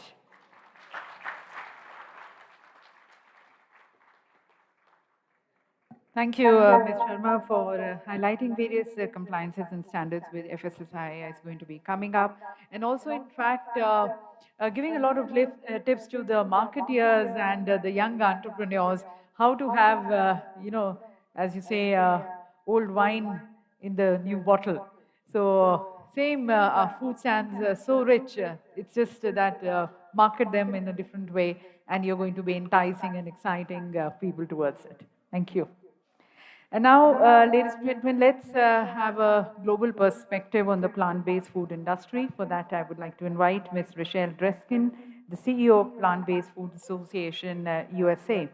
And this, ladies and gentlemen, is the single most important trade organization representing the plant-based food companies.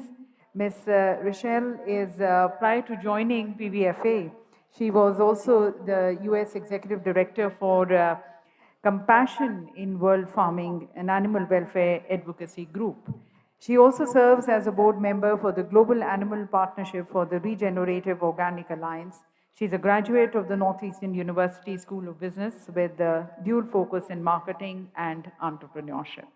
So learnings from the global market of plant-based foods industry, for that requesting Ms. Dreskin. Can we request tasting to stop for 10 minutes, the tastings? Because there's too much of noise. Yeah, if I can just once again request, please stop the tasting zone. I've just close that.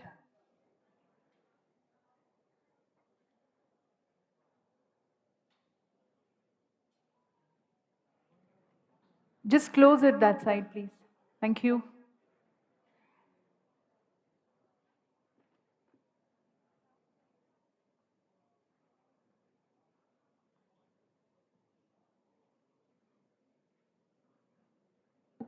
Thank you. Wow, what a pleasure to be here. What an honor to be here. Thank you, Sanjay, for having me. My new partner, my new friend. I appreciate the invitation very much. And it is an honor to be amongst my fellow speakers today. And thank you to everyone for your hospitality and having us here. I arrived Sunday morning with my colleague, the board president of the Plant-Based Foods Association, Nicole Sopko. So we have spent several days here already, and what an experience. We had the opportunity to explore Agra, visit local markets. We've had some really exciting business meetings while here, and it has been an exhilarating experience so far. But most exciting is today. The support and enthusiasm from the industry, from entrepreneurs, from scientists, and the support of the government, illustrated notably this morning with the speech from the minister himself. It is an incredible time, and this certainly feels like an incredible day. So I'm Rachel Dreskin, and I am the Chief Executive Officer of the Plant-Based Foods Association and the Plant-Based Foods Institute. The Plant-Based Foods Association, PBFA, is the first and only trade association in the United States representing the interests of the plant-based foods industry. The group was formed in 2016 by the industry and for the industry.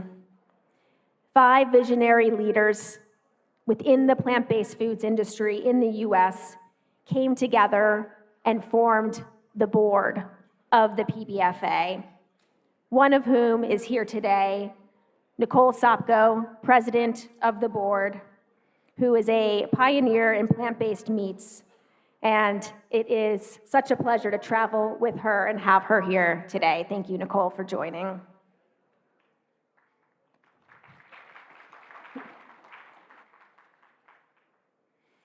And the PBFA is comprised of companies who are creating plant-based alternatives to animal-based products like meat, dairy, and eggs. And this is who we continue to represent through our membership. Over the past 5-6 years, we have grown to an organization that is representing over 350 member companies, ranging from large players in the space like Impossible and Beyond, through to the very small startups that are trying to make a name and grow their business. The overarching foci for the organization, first and foremost, are to provide opportunities to our members, to the plant-based food brands, to grow their businesses, strengthen their businesses, and meet their goals. We also work very hard to protect and increase the clarity around the term plant-based. Plant-based, the way we define it in the US, is the same way that the PBFIA and the other speakers have defined it today.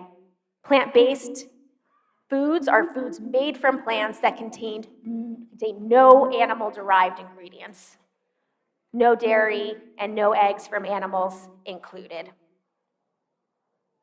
And we have several focus areas. At the core of this is our membership, the brands who make up this industry. And we also are the leading voice for the industry in the US. And we have 2 main areas that we focus on. One is policy.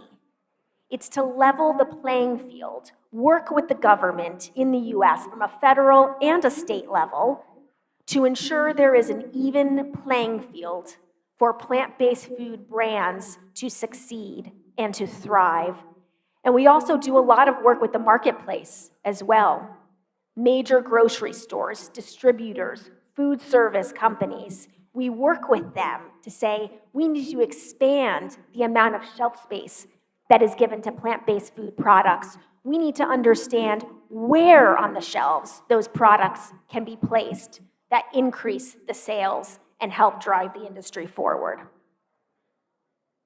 We also have a sister organization, the Plant-Based Foods Institute. This is a charity organization that sits along the trade association that works holistically to drive transformation to a plant-based food system that benefits people, the planet, and animals, given that they are all inextricably linked. And the way we describe a plant-based food system is a food system that respects the rights of animals to live free of exploitation, ensures fairness for farmers and workers, promotes good health and nutrition, and is restorative and remains within ecological limits. And together, these 2 organizations exist under one overarching vision, and that vision being, and one that I believe I share with so many in this room today, is a world where values and business interests harmonize to create a plant-based food system that respects the dignity and health of all living beings and the planet. And why do we do this work? Several key areas that are all connected. One is the environmental impact. We are facing unprecedented challenges from the warming of our climate to extreme weather patterns to dead zones in our ocean, the depletion of our soils. And in order to address this, to reduce greenhouse gas emissions, to reduce eutrophication and biodiversity loss, a shift to a plant-based food system is essential on a global level. Also, from a human health standpoint, plant-based foods are central to healthy and nutritious diets, as they have been in India for so much time. And they are also crucial to prevent future zoonotic disease outbreaks and to protect the efficacy of our medically important antibiotics.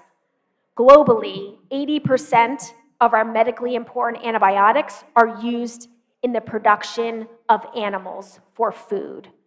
And we are on the brink of a post-antibiotic era where our antibiotics are going to lose their efficacy.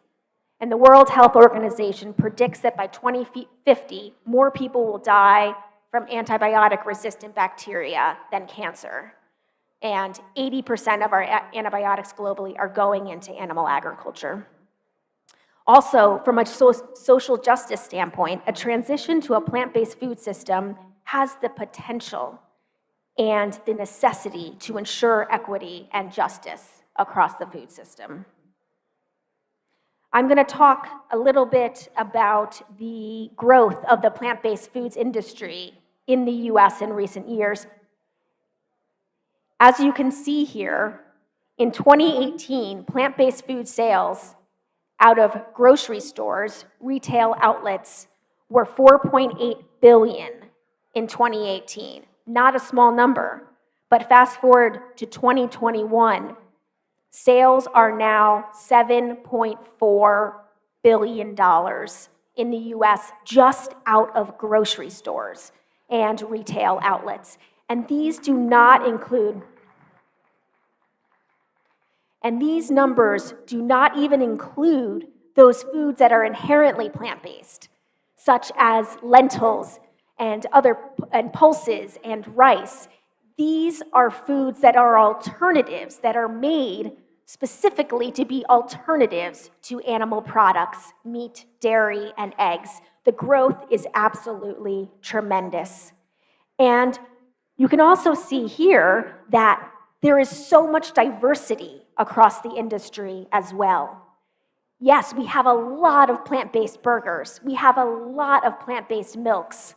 However, we have creamers, we have bars, we have plant-based eggs. You'll see plant-based eggs has experienced 42% increase last year in sales.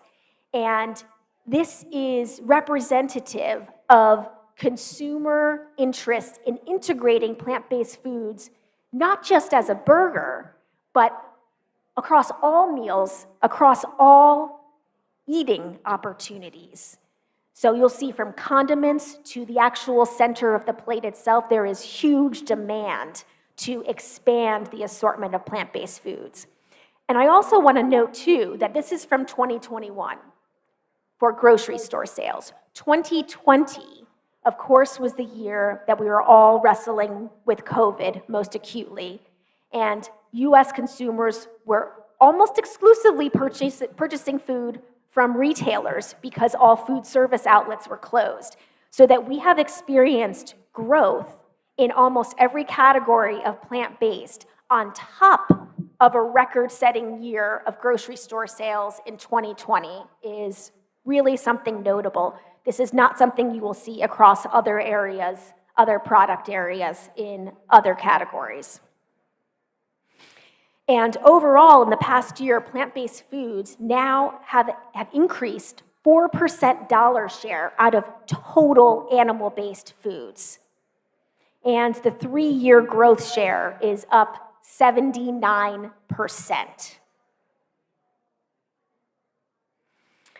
Now, I would also like to talk about the broadening opportunities that plant-based foods offers. So there is all this growth that I just spoke about. And with that growth, there is tremendous opportunity, particularly for India, in that I see there will be a huge amount of growth within this country for plant-based foods. And of course, plant-based foods require a lot of ingredients to make those products and to supply these nutritious foods. And these opportunities are not just for businesses. There is opportunity for business, of course, but also through to the farmers who are growing the ingredients for these products.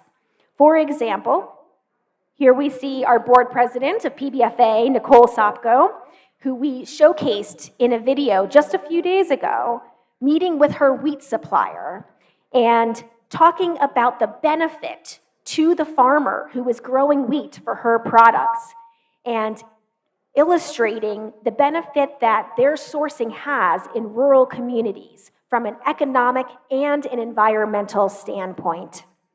And we use these storytelling opportunities, and we highlight them when we work with the federal government in the United States, because it is useful to the government in deciding incentives and ways to further increase the vitality of our rural areas and communities. I see this as huge opportunity in India, and I look forward to partnering more to work with you all to identify the business opportunity further, but also the economic and the nutritional benefit and the financial benefit for all, including our farmers and our rural communities. The plant-based foods industry, in that it is working so closely, so hand in hand with the government, is poised to mutually explore the opportunity that plant-based foods presents for India. It is truly a win-win opportunity, financially, economically, ecologically, and socially.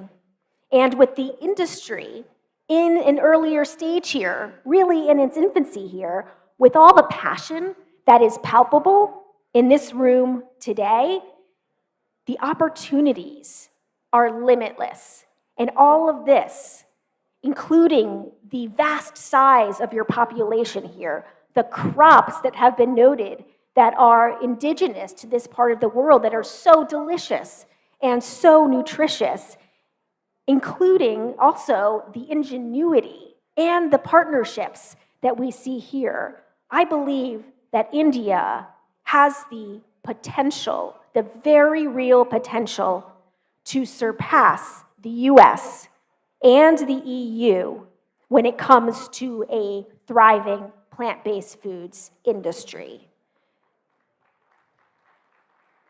I believe India will surpass that $7.4 billion grocery store sales mark, and I look forward to partnering with you to help make that happen.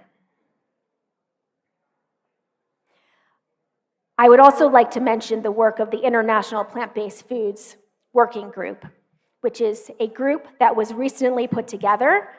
I am proud to serve in a leading role of that, along with my friend and colleague, Sanjay, representing the Plant-Based Foods India Association.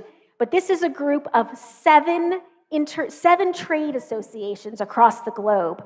US, India, also the EU, the UK, China, Canada, all coming together for the purpose of aligning on high-level strategy around plant-based foods.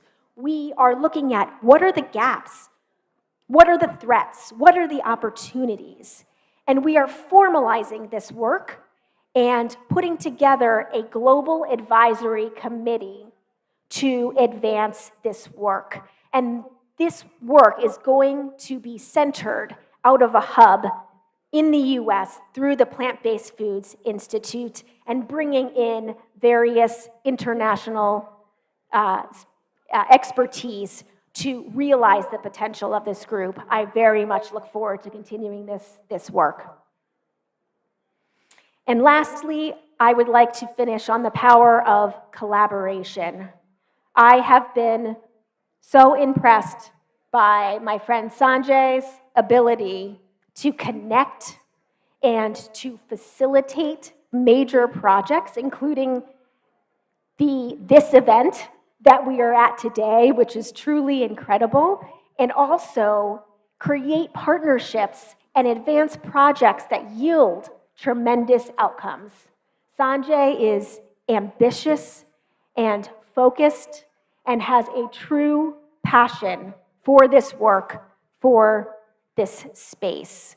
So I am very confident and excited about Sanjay leading the PBFIA, and that makes me even more excited about what we can do as partners between the US and India. And I look forward to much more work with the PBFIA and our partners here, our partners across the globe, and what that collaboration will yield and how that will bring us closer to the kind of food system and future that we all envision. Thank you.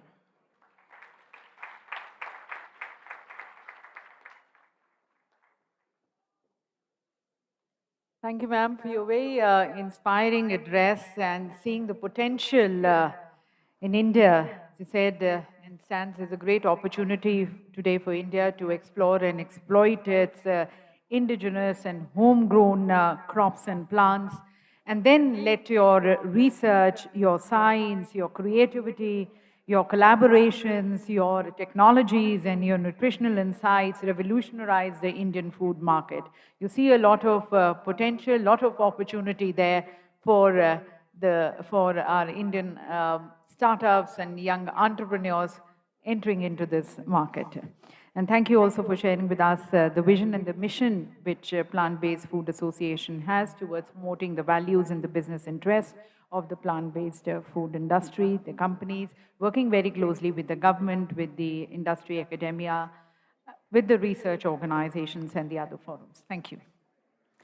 And now, ladies and gentlemen, let's look at our food processing industry, the exponential growth which the processed food exports is exhibiting. And towards that, I would like to invite our next speaker, Mr. Abhinav Singh. He's the head of the food processing and safety FICCI. Just a quick introduction to the immense experience and expertise which he brings to the fore. He's a management professional with more than 16 plus years of experience in the policy advocacy, government affairs, building strategies, partnership, business and trade, facilitation, fundraising. And in his current role, he's heading the FICCI Food Processing Division and SIFTI, Confederation of the Indian Food Trade and Industry. This is an allied body of FICCI, which was formed in 1985. They assist Indian food processing industry and facilitate government in creating a conducive business environment through a platform to address the policies, issues, and challenges of the sector. With that, inviting Mr. Abhinav Singh. Requesting all the delegates who are in the testing section, I request you kindly stop for just 10 minutes so that we can concentrate on the very important discussions which are taking place. So request you to kindly stop the testing for some more time. We have a break coming up very soon. Abhinav. Thank you so much. It's an honor to be here in this August presence. We have Rochelle from the PBFI US, Mr. Shupake from the ITC, and my colleague Abhishek sitting on the dais. The energy in this hall simply says what lies ahead or what the future of this sector in the country and abroad. Having said that, the Indian food processing sector in totality is seeing a huge exponential growth, and over the year it has grown tremendously. Going by the figure, by 2026, we expect the Indian food market to be touching USD $535 billion. That's a huge number, and I think the plant-based protein sector can also contribute to this number.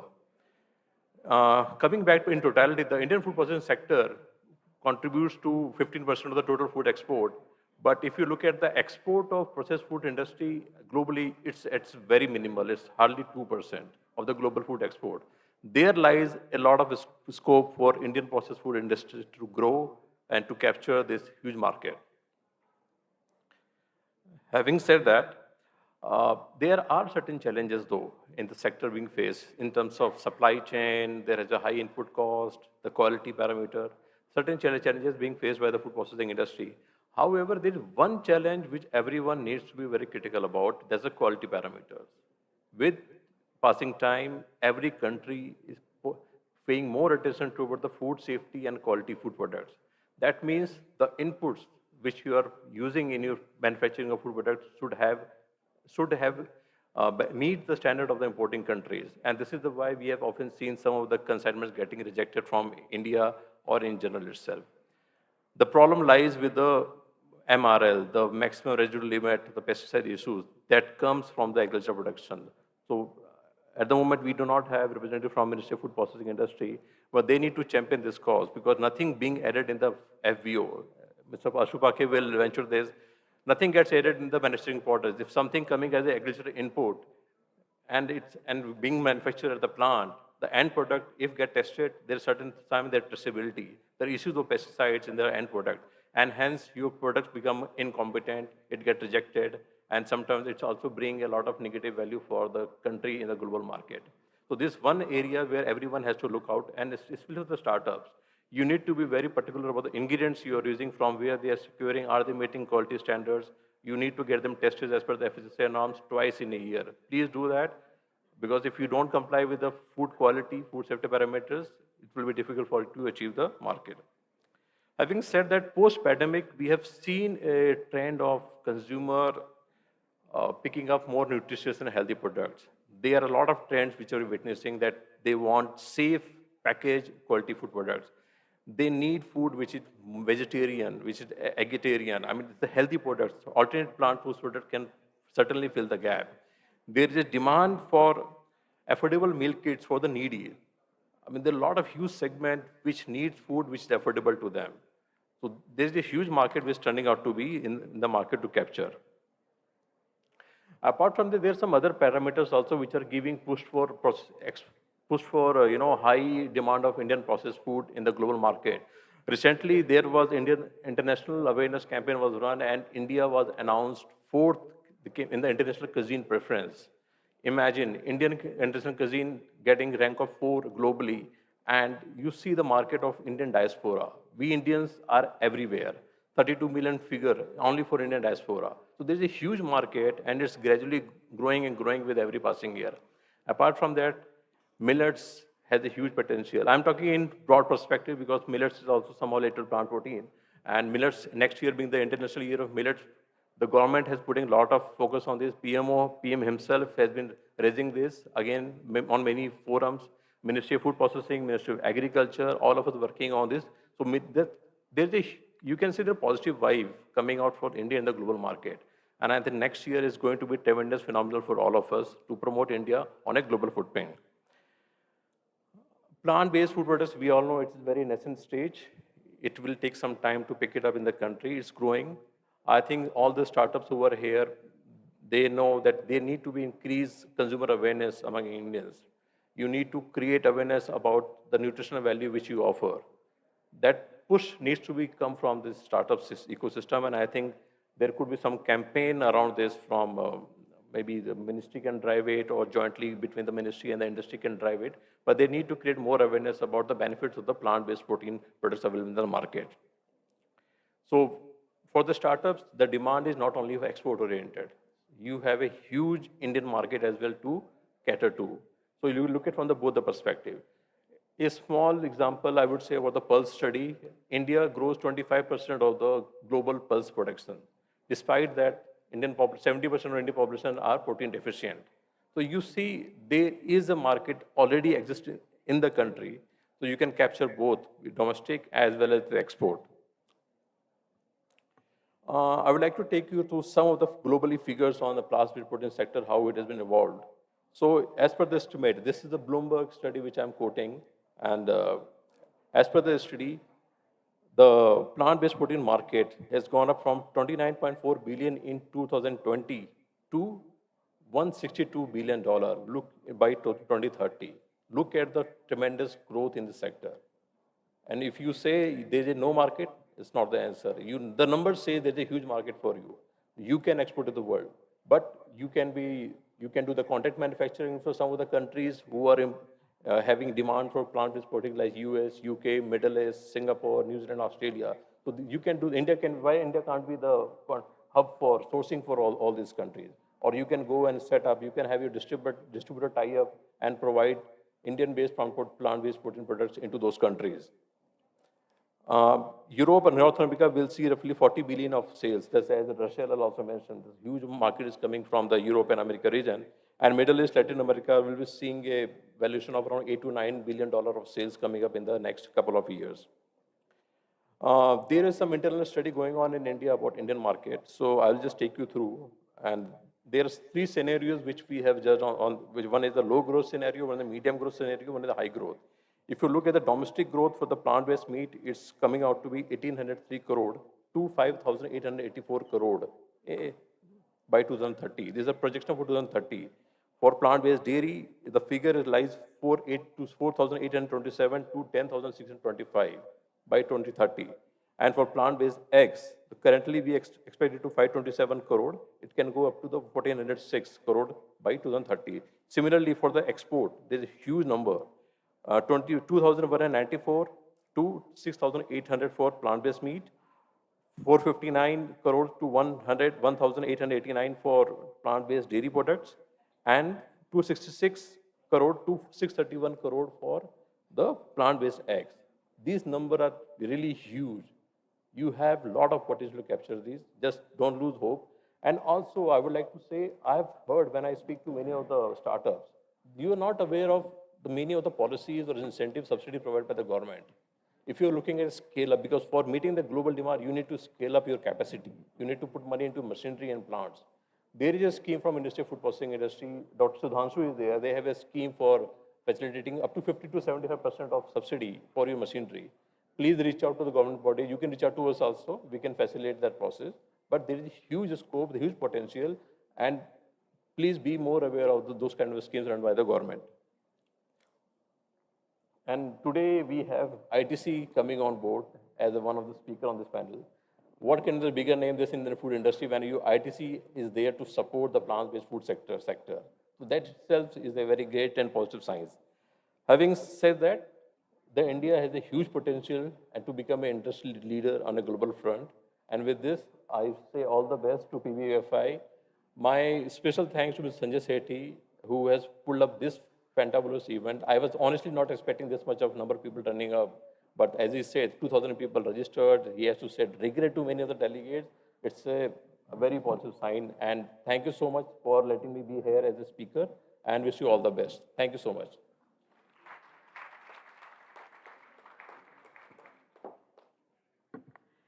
Thank you for giving us an exposure to the opportunities and the vast market which is there for India to tap on. And towards that, as you said, yes, we need to invest in capacity building, in machinery. We have organizations, FICCI, APEDA, and the other government bodies which are supporting the startups and entrepreneurs. And yes, compliance towards global standards needs to be specially taken care of. And now, ladies and gentlemen, let's have the views of a startup on plant-based industry in India. We have Mr. Abhishek Sinha, who's the co-founder and the CEO of Good Dot. As you know, this is a leading startup which is offering the best plant-based meat in India. Their products are alternative to the animal meat. They taste like meat, but they are ethical, healthier, and environmentally sustainable. I invite him to share his experience, his views, and yes, his guidance to the new upcoming youngsters who are wanting to be part of this industry.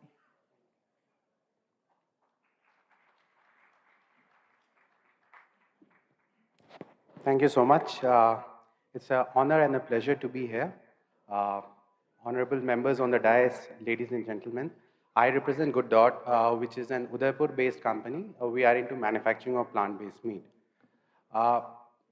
When we started out, it was quite nascent.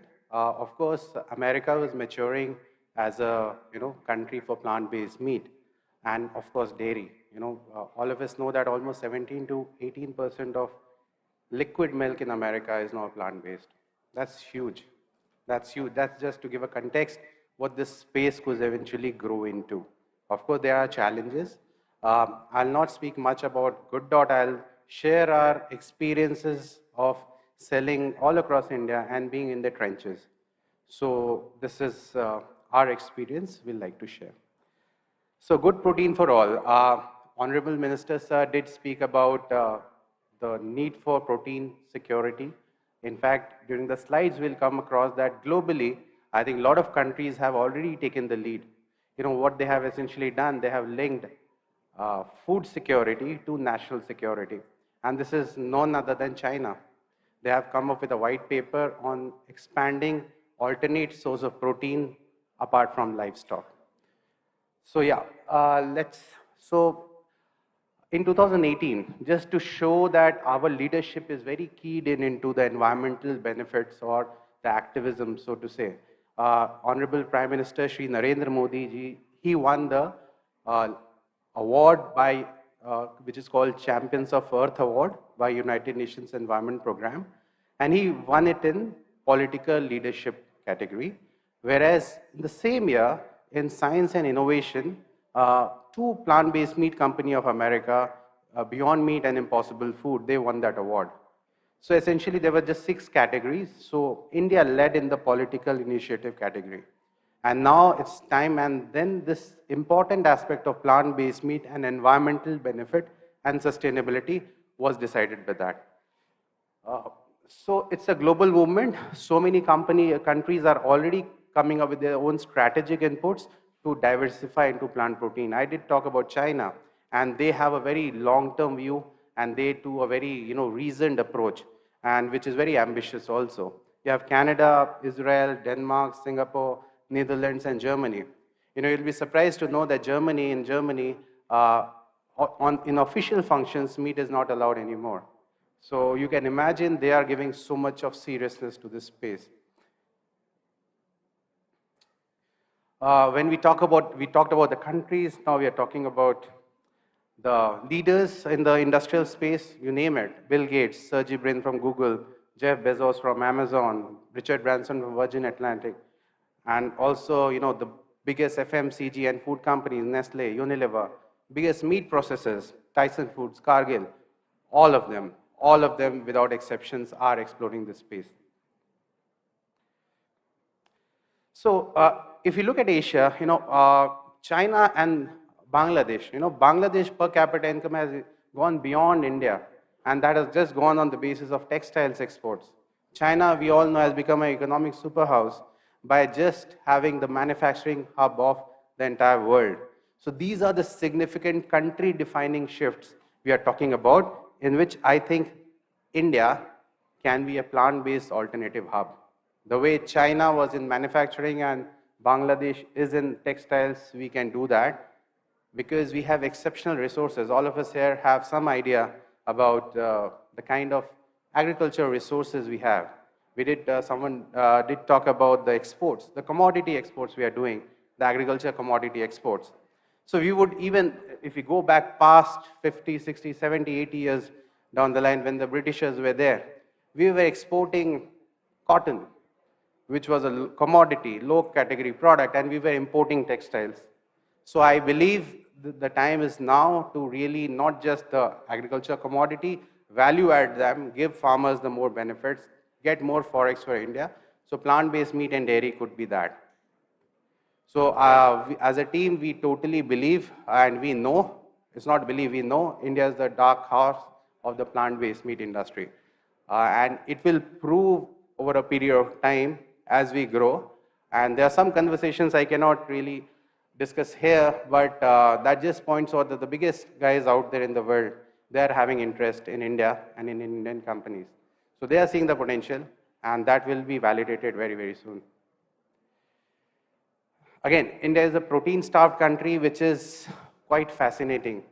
We are the largest producer, importer, and consumer of pulses. And pulses ranges from 13-gram protein to probably 24-gram protein, but that's in a dry format. When you cook it, it dilutes to 1/3 the protein. So a 13-gram protein, which is probably a chana dal, eventually will give you 4 gram of protein in 100-gram consumption, which is not much. So even though we are the largest consumer of protein and lentils, in terms of protein density, we are protein starved. So how do we go about it? I think animal industry is not a very sustainable form. Of course, there are consumers and will keep growing, but I do believe plant-based meat could be a very interesting way to really saturate those plant proteins and pass it on to the consumers. So we meet that protein security, we meet that food security, and ultimately the national security on that. So I did talk about India. We are the largest. We import, we produce the highest, we consume the highest, we import the highest. And still, it's a tragedy that we are a protein-starved country. So there's something we are not doing right. If we have to meet the protein requirement, I do believe it has to be through the heavy, protein-dense food processed products. And that is where plant-based meat could really step in. Very important, wherein I believe the government authorities, they could really help us, the fledgling plant-based meat and plant-based dairy companies, is that when you talk about, protein isolation, like so what essentially happens when you make a plant-based meat, you take those proteins and then you process them, extrude them to make the plant-based meat. But how do you isolate the protein? For one typical plant, just to isolation plant, you might need 150 crore of investment, capital investment. And that a new startup cannot really incur. So what can happen is that the government can, and the institutes can do those protein isolation. They can set up, because a big company like a Cargill, or you can say ADM, those are the DuPont, they do those protein isolation. But for millet protein, say jowar protein, barley protein, they don't have an established market. So they will not put in that money, that probably $20–30 million of investment, they'll not put in that. So who will do that? If we want our crops, drought-resistant crops with good nutritional value, to be used in the plant-based meat, and it's very easy. See, the moment you isolate the protein, you concentrate the protein, any protein can go into plant-based meat. So I mean to say that is something where the government can really come in and really help the industry, help the farmers. Why they are not getting the maximum benefit from millets? Everyone is talking about the millet-based snacks and all, that's all great. But what about millet-based, plant-based meat? But for that we need protein isolation. And therein I think some investments from the government will be highly appreciated. Interestingly, this is again, being in the trenches, this has been our experience. The nature of our distribution partner, they are, even though present in the big metros, they are also present in tier 2, tier 3 cities. So in September or August, these are our top 10 cities we sold plant-based meat. So this is not typical India, this is Bharat. Look at this, Samastipur in Bihar, Mughalsarai, Uttar Pradesh, Malkangiri, Orissa. And I'm not saying that they are the low-hanging fruits of plant-based meat. Still, the metros are the lowest-hanging fruits of plant-based meat. But Bharat is also ready for plant-based meat. And this is not just a hypothesis, this is backed by our credible sales data and experience. And think about 1.4 billion domestic consumers and more probably, that's the last census. It's a huge market, just the domestic market itself, it's massive. And also it will help the protein nutrition part of it. Now coming to the government support for the entire space of plant-based alternative, how we can get some help is goods and service taxes. We are not asking for a favorable policy, we are asking for an even policy. A meat or a poultry or a fish, they have 0% GST. Whereas a plant-based meat product will have to pay 18% GST. So essentially it's like a 100-meter race where they're already 20 meters ahead and then we start. So if you're talking about price parity, I think this rationalization is going to be very important. And more so because it's a very fledgling and a very small industry as of now. So it won't have a massive revenue impact on the government exchequer. They won't have to dilute much of tax collection. But it can definitely count a lot to a startup or to an end consumer where the price point gets massively reduced. And we are at par with meat or poultry or animal-related products. Export promotion, I believe there could be incentives where anything, you can get some capital subsidy on equipments, you can get duty drawbacks, those kind of stuff where export promotion can take place. And for India to become a powerhouse, I think there are 2-3 things which I talked earlier, help with the protein isolation of the core products, some GST support, and also some of the institutes can really help us with the R&D part of it. Awareness campaign, all of us had, in our childhood, that Egg Council of India ad, Sunday ho ya Monday, roj khao ande, that just rang a bell when we were a child. But so we need some of that kind of campaign from the government for the plant-based meat and plant-based dairy and other alternatives space. Funding of research, Honorable Minister Sir also talked about PLI scheme. Someone also talked about PLI scheme. PLI is Production Linked Incentive Scheme. So where essentially it so happens that suppose you are doing a turnover of 1 crore and then next year you do a turnover say 2 crore, for additional 1 crore you get some money back from the government. But that is not 10,000 crore worth of those incentives will be given to the biggest industries, food processing industries. They should be given that because they are hoisting a flag in the international market. But we can have a smaller format of PLI scheme just for the plant-based food industry also. Because if you are increasing, you need some support from the government also.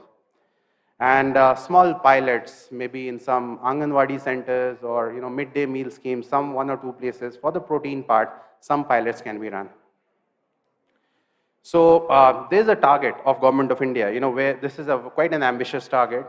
So currently we are roughly doing $50 billion of farm exports, and the top 5 exports, farm exports out of India are rice, marine products, spices, buffalo meat, and sugar. So they together, they have contributed 50 billion in past 50 years.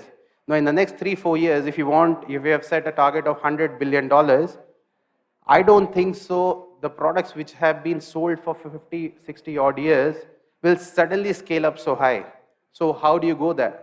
Of course, you focus on those, promote them, but then you focus on new industry which have not yet come into the picture of adding to your forex reserves.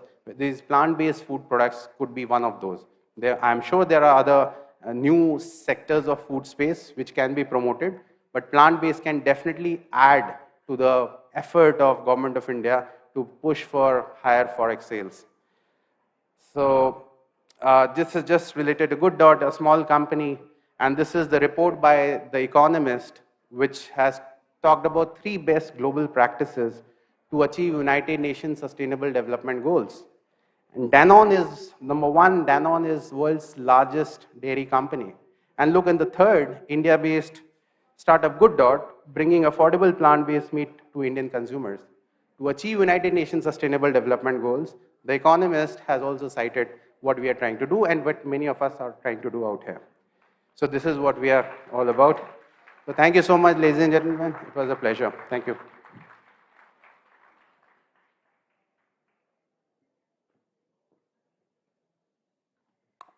Thank you for sharing your experiences and very strong potential which you see towards the plant-based foods in addressing the food security, nutritional security, protein security, and also based on your experience impressing upon the policymakers the certain challenges which you see, the concerns which the industry has, and where the industry seeks more facilitating and enabling environment and more conducive policies from the Government of India. Thank you. And now, ladies and gentlemen, further we invite the views of the leaders. We have Ms. Ashu Phake present with us, the head of Frozen and Fresh Foods ITC. I invite him to share his views.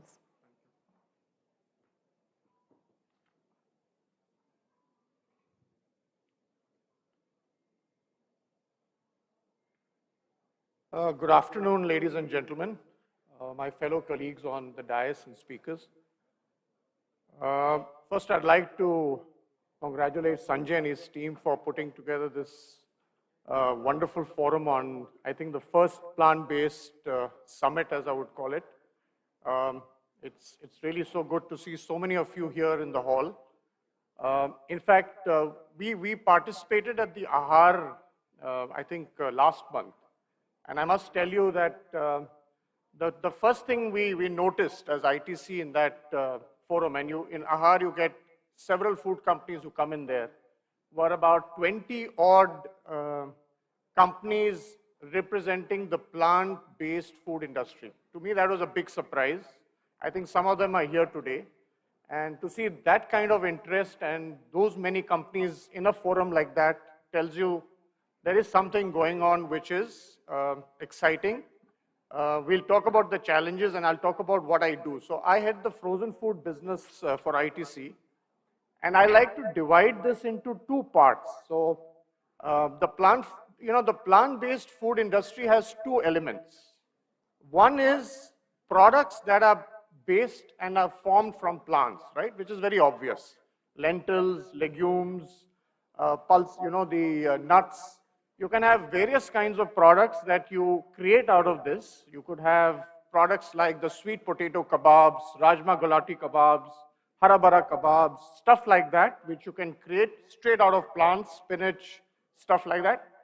The second is protein isolate.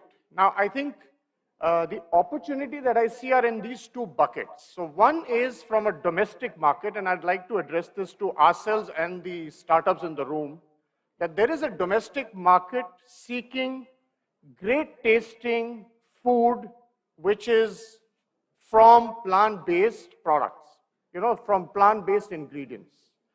So you could decide what that could be. We've got a market in India that grows jackfruit, for example. You could have alternates from jackfruit. You could have alternates from the legumes, I said. You could have alternates from sweet potato, etc. And I would like to see a lot of that happening in India because the problem is that alternates in vegetarian, great tasting food is not as many as we would like to see. And I'll talk about it from my frozen food perspective.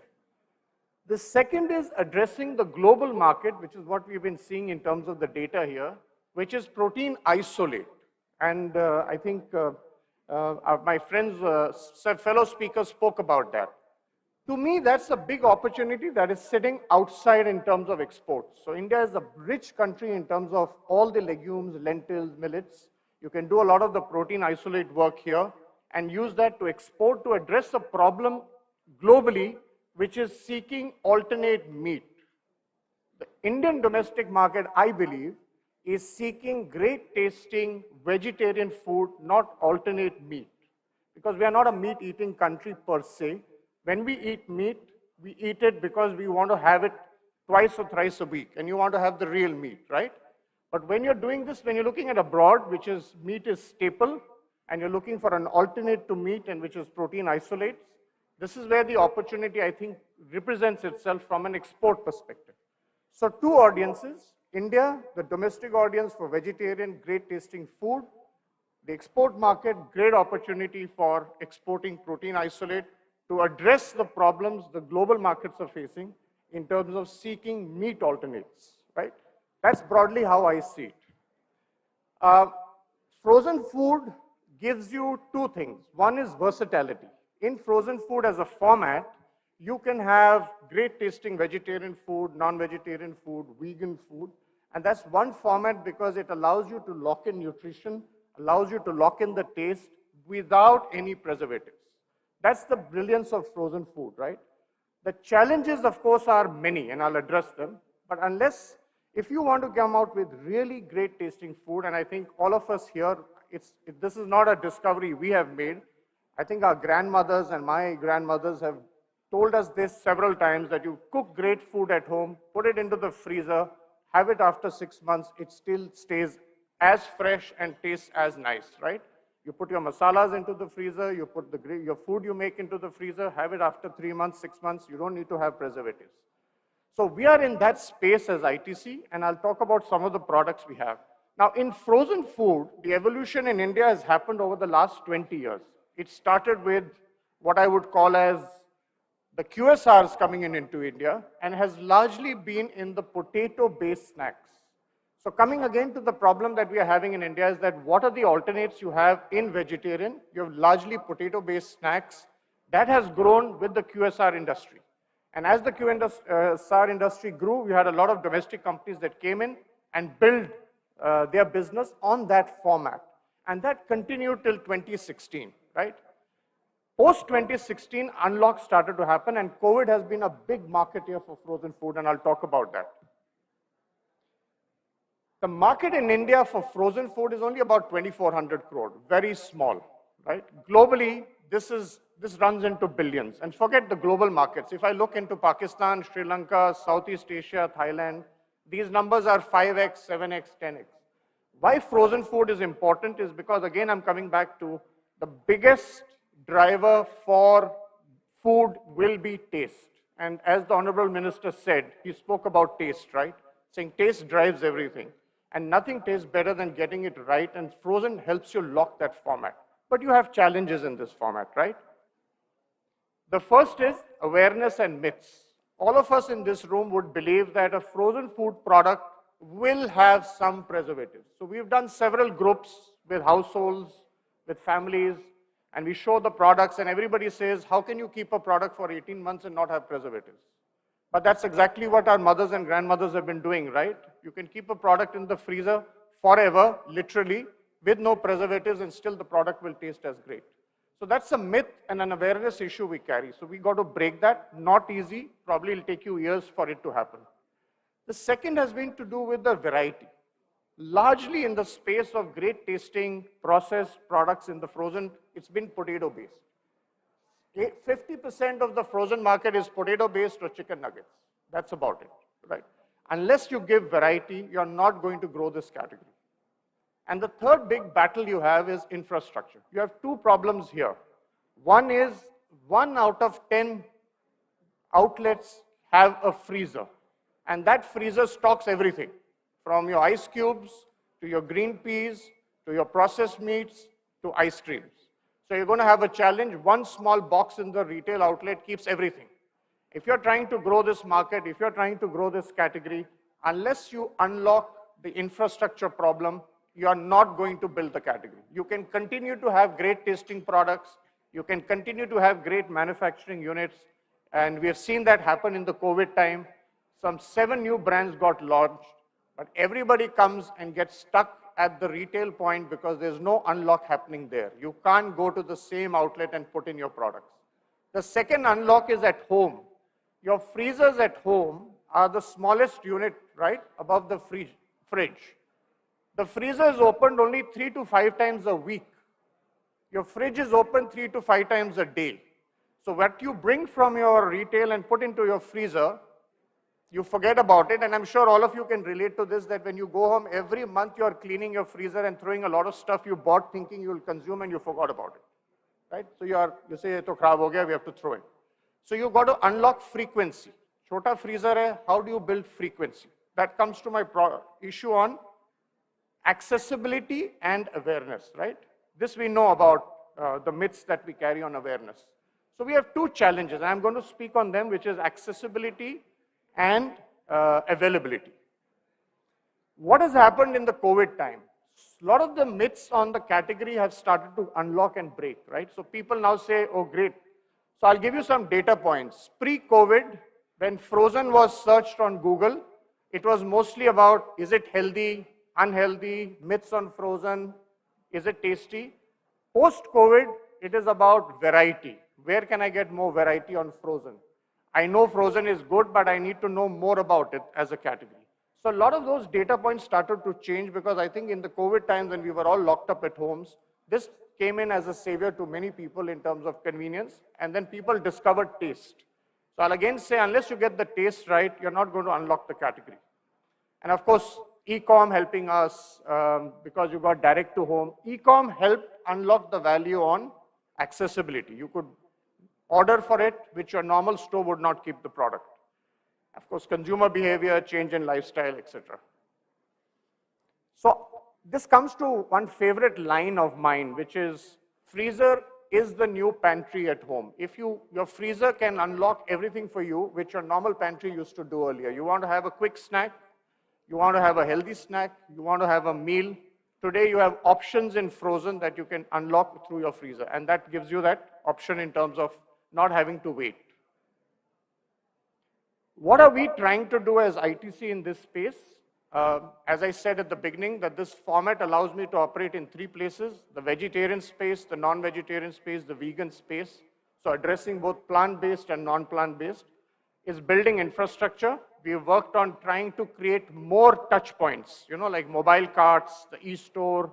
We have our own ITC e-store where you can order our products from so that we can get more availability going. The second unlock we have done is in terms of variety. Only 30% of my portfolio is potato-based snacks. I'm delighted to share with you that my portfolio today consists of lentil-based products, from the rajma galati kebab to a beetroot kebab. It is based on cheese and veggies. It is based on dairy, like a dahi kebab, outside of the meats that we do, and the potato-based snacks. And the third is, of course, in the space of multiple cooking methods. A lot of you believe frozen is only fried, but frozen can be you can do multiple, you can actually air fry your products. Not only mine, but most of the frozen products, and get great tasting options. This is some of the unlock we are trying in terms of building accessibility and awareness. We are doing partnerships with a lot of our friends to get more and more delivery points. This I mentioned to you in terms of how the e-com has helped us grow and build as a category.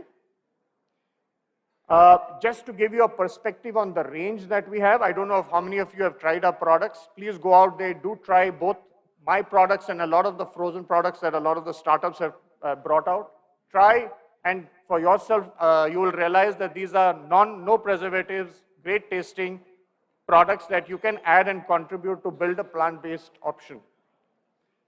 While we did the plant-based, we also launched 2 variants, which are pure plant-based options today, which is called the Incredible Nuggets and Incredible Burger Patty. These are both made from plant-based. As I've said, it is a pea protein-based product, not soya-based. You will not get the aftertaste of soya. It is an alternate to meat. While I've already said that I'm not seeking to provide products which are only alternate to meat, but in this particular 2 SKUs that we have are products that are, I'm proud to say, created by us here and available in the market, which you can go out and try, are absolutely vegan, and they taste like meat, but it isn't meat, right? In fact, we have a tasting session going on here. Do try it out and give your feedback, critic and non-critic, whatever. We are happy to hear. We're looking at launching a few more products in this space, but while we focus on this space, we are also focused, as I told you, on launching a series of products in pure plant-based areas, in the legumes, in the millet space, in the vegetable space, because we believe more variety will drive the category and drive the industry. Some pictures of the same. And growth of this industry will be driven by a lot of these initiatives, and that both we and others in the space will do. That's what I had to share. Thank you very much. Thank you. Thank you, sir, for exposing us to ITC's frozen food market with very diversifying and versatile plant-based foods, and also further inspiring the startups and entrepreneurs that there's a huge potential and opportunity in this space. So with that, ladies and gentlemen, we come to the end of the inaugural session, wherein we had first, of course, the thought of the organizers coming up with this summit and collaborating with the industry, with the academia, research organization, the global leaders, and coming up with this platform towards sharing knowledge, experience, and expertise. Also, the study which was released, which is we request you to kindly collect a copy of the same. It is a highly researched study which has been released today. And then the government export promotion body speaking to us, the viewpoint and the perspective of the regulator, of the policymakers coming from the Honorable Minister, the global partnership coming from our global partners, from Plant-Based Foods Association. And then we had also from FICCI, who's been promoting and facilitating trade in the country, from experience of the startup and then from the leading frozen market.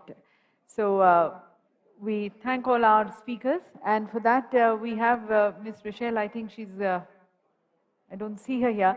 If I can request Ms. Nicolo to join us, as we would like to present those special mementos. If you can have Ms. Rochelle, if she's somewhere around.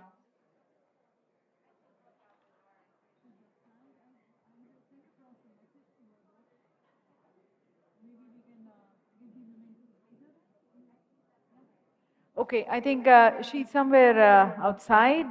So with that, once again, a big thank you to all our speakers.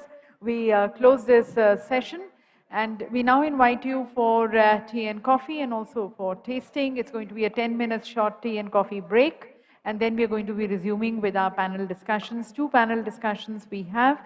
Request you to enjoy your tea, enjoy the tasting center which is there. But then only 10 minutes towards that, we'll have also the B2B sessions, which are going to be post-lunch. Thank you.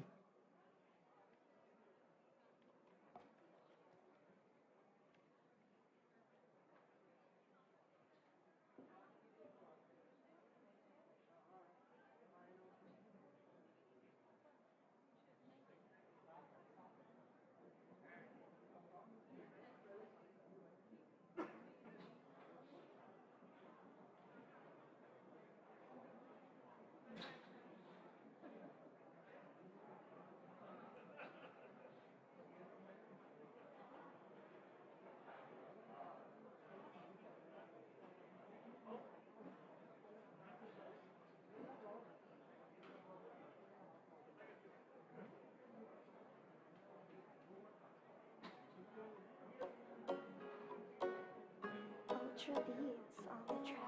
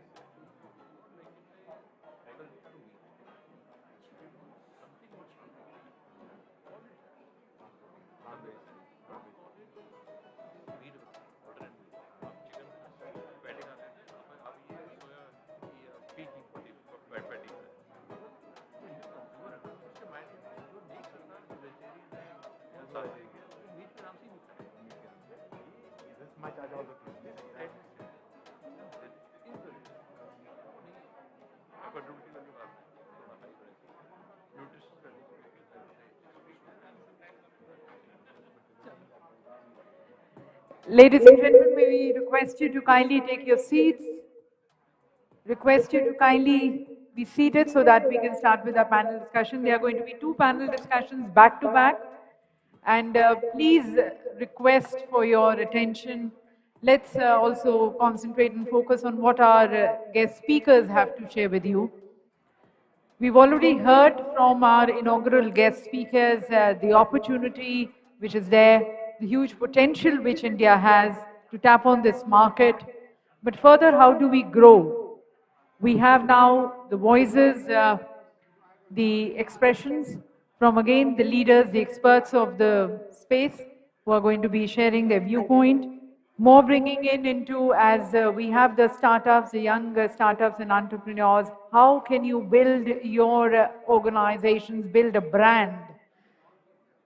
So it's the first session is going to be concentrating on brand building, focusing on the plant-based food products, development and the quality standards which we need to focus on. The second is going to be the innovations which are driving the plant-based foods investment. That's a second panel discussion we'll have. If I can request all our speakers to kindly be also taking their seats with the delegates and participants, and then I invite the speakers of the first session here on the dais. Can I request our hotel staff and also the people who are there in the tasting zone. We'll have a big break towards, again, the tasting, towards the lunch. It's again a vegan food being served. You can further taste, enjoy it.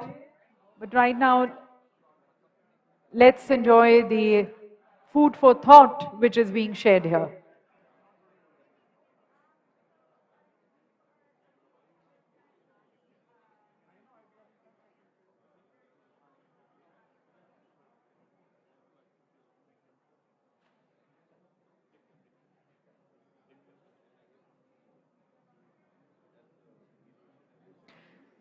Each session, ladies and gentlemen, is going to be for half an hour. So we have another 1 hour which we are going to be dedicating to the discussions here. And then, of course, the entire floor is here for networking and tasting, which we take it after these two sessions. एक और घंटा आप लोगों का चाहिए यदि आप अपनी सीट्स पर बैठ जाएं. Thank you.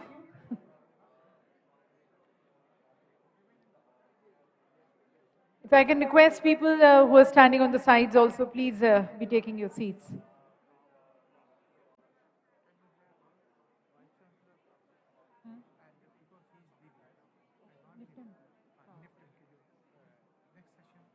अच्छा वो innovations पे innovation session start करेंगे. We will just call him to speak. Okay, we're starting with the innovation session. No, we are just calling him to speak. Okay. Just only one person.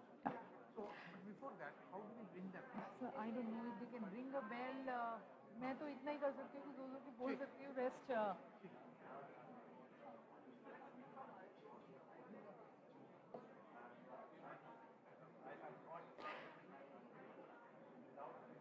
Probably the delegates can carry their plates and be seated.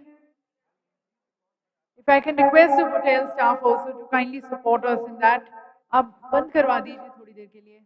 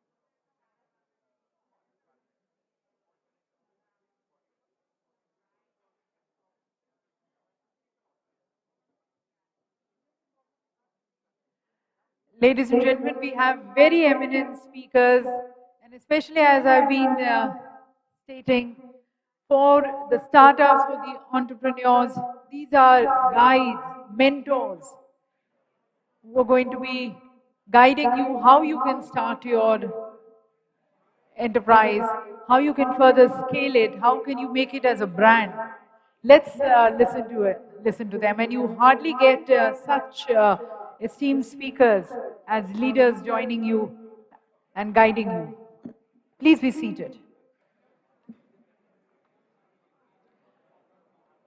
So let me invite our session speakers for the first session, an opportunity to build the brands, focus on plant-based food products, development and quality standards.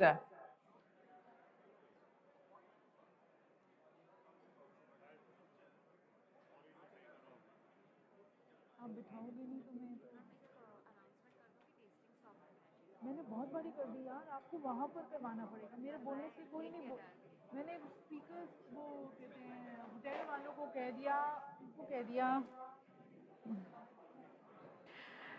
We also thank Mr. Dilip Chinoy for joining us. Sir, thank you for joining the former Secretary General of FICCI and of NSDC. So the chair of the session inviting Mr. V.K. Vidyarthi, the General Manager, APEDA. Mr. Sunil K. Marwa, the CEO of FICCI, is our eminent speaker. May I request our speakers to please grace the dais. Mr. Pavan Agarwal, the former CEO of FSSAI. Mr. Ashu Phake again joins us here now as the speaker, as a panelist, Head Frozen and Fresh Fruits ITC. Ms. Isha Dobal, the Vice President Marketing and Strategy of Drums Food, Epigamia. Ms. Ritoja Basu, the Deputy Director of Food and Agriculture from CII, and Ms. Palak Mehta, founder of Vegan First. All the speakers who are present, they can join us so that we start the session. Each of the speakers is going to be addressing us for close to 3 to 5 minutes. But before that, I would also like to invite Mr. Chindi Vasudevappa, the Vice Chancellor of NIFTEM. We have the good fortune of having him. He was part of the inaugural session also, though we could not give him space to address the August gathering in that session. But if I can request him now, he's going to be also there in our next panel discussion. The viewpoint of the academia also, may I request you, sir, Dr. Chindi Vasudevappa, the Vice Chancellor, NIFTEM.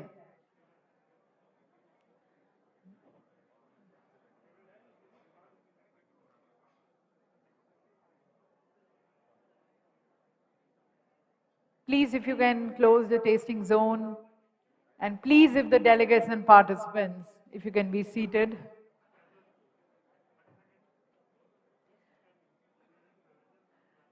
The post-lunch session is dedicated to the B2B, to networking, the tasting. You have whole half a day towards that.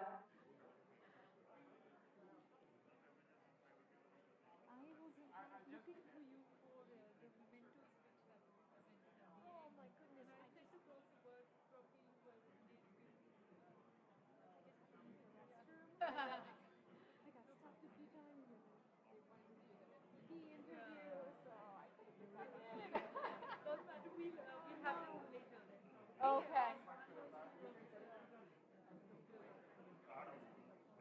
Okay. Yes. Should I wait to do it on stage?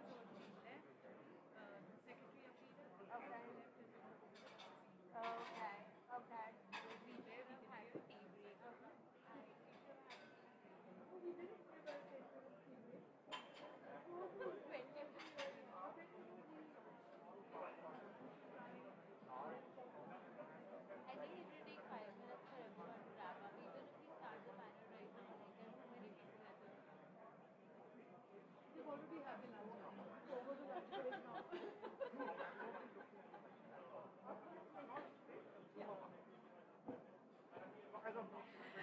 May I once again request Dr. Vasudevappa to please, sir.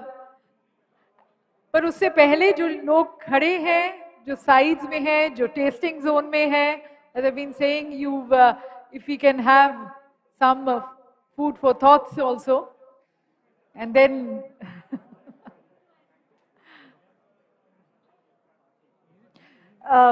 if I can request Miss Rachel also to kindly present a special memento to Dr. Vasudevappa.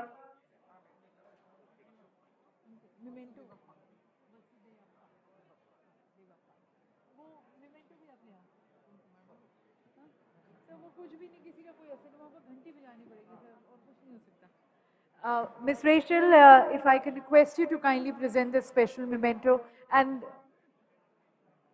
yeah, sir.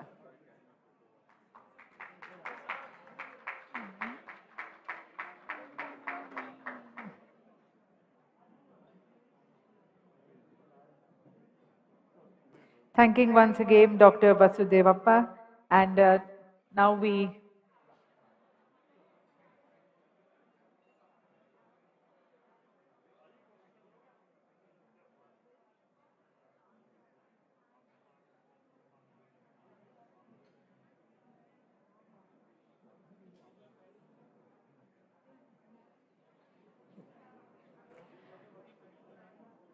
as Sir, I think is here with us for a very short duration, I would like to request him now.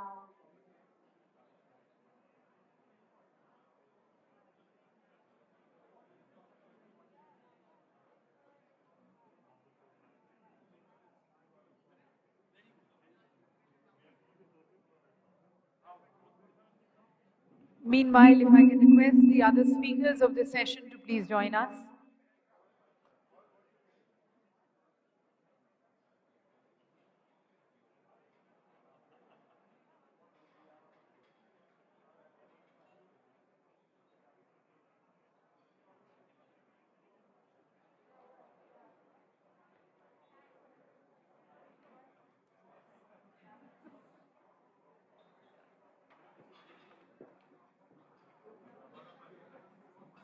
Yeah, good afternoon, everybody. I know you are all very busy with your hand-to-mouth work. And I don't know whether really I should speak. Anyway, Sanjay ji is not allowing me to go without speaking to all of you. Probably that is the reason which has brought me here. And I am very happy and pleased that I could meet many of the startups and would-be entrepreneurs who are really into the plant-based protein sources for food. So that is something really great, and in fact it is very close to us. Being the part of, I would say, National Institute of Food Technology, Entrepreneurship and Management, I wish this is a very good initiative And I would like to congratulate Sethi ji for getting involved into this and bringing me here all the way. But I was very much happy to go around, see all the products which are coming out, and probably that is great. And where we also have many of the startups, or few of the startups, who are also well supported by NIFTEM. So let me just give a brief about what is that really we intend to do and why actually India needs this. Probably I know, all of you know, India is a vegetarian state in the broader outlook of the entire world. Probably more than 30 or 40% of the people are pure vegetarians, but all the same, many of them have converted into a pseudo non-vegetarians, I would say, in the sense, even a non-vegetarian depends more on plant protein sources for his major requirement of protein. And probably one thing which we noticed is, of course, India is a huge country and which everybody is very much proud of. But at the same time, being a 1.4 billion population country, the requirement is also huge. And I would say on one side, our plant resource base is also very huge. That means the biodiversity what we have is phenomenal, which can meet any requirement. And of course, not that everybody need to be converted into vegetarian, but all the same, I think major derivatives of protein is coming from plant. Maybe about 60 to 70% of our life, we derive proteins from the plants. So that being the scenario, maybe the people have a feeling, because a lot of people are getting used to the non-vegetarian food, we are looking towards the imitation products or a meat analogs, which otherwise may not be really required. But at the same time, if we are doing a meat analog using the plant protein sources, so how do we promote it? And there are issues which are really concerned with us, I know. I am very happy to see a lot of startups here in this hall, and probably from almost maybe about maybe 20, 30, now it is more than 200 or 300 startups. But at the same time, it is also well supported by the corporates like the Nestle, the ITC, the Kellogg's, and even I would say the Unilever, and also maybe I think, there are very many other companies who are really involved into it.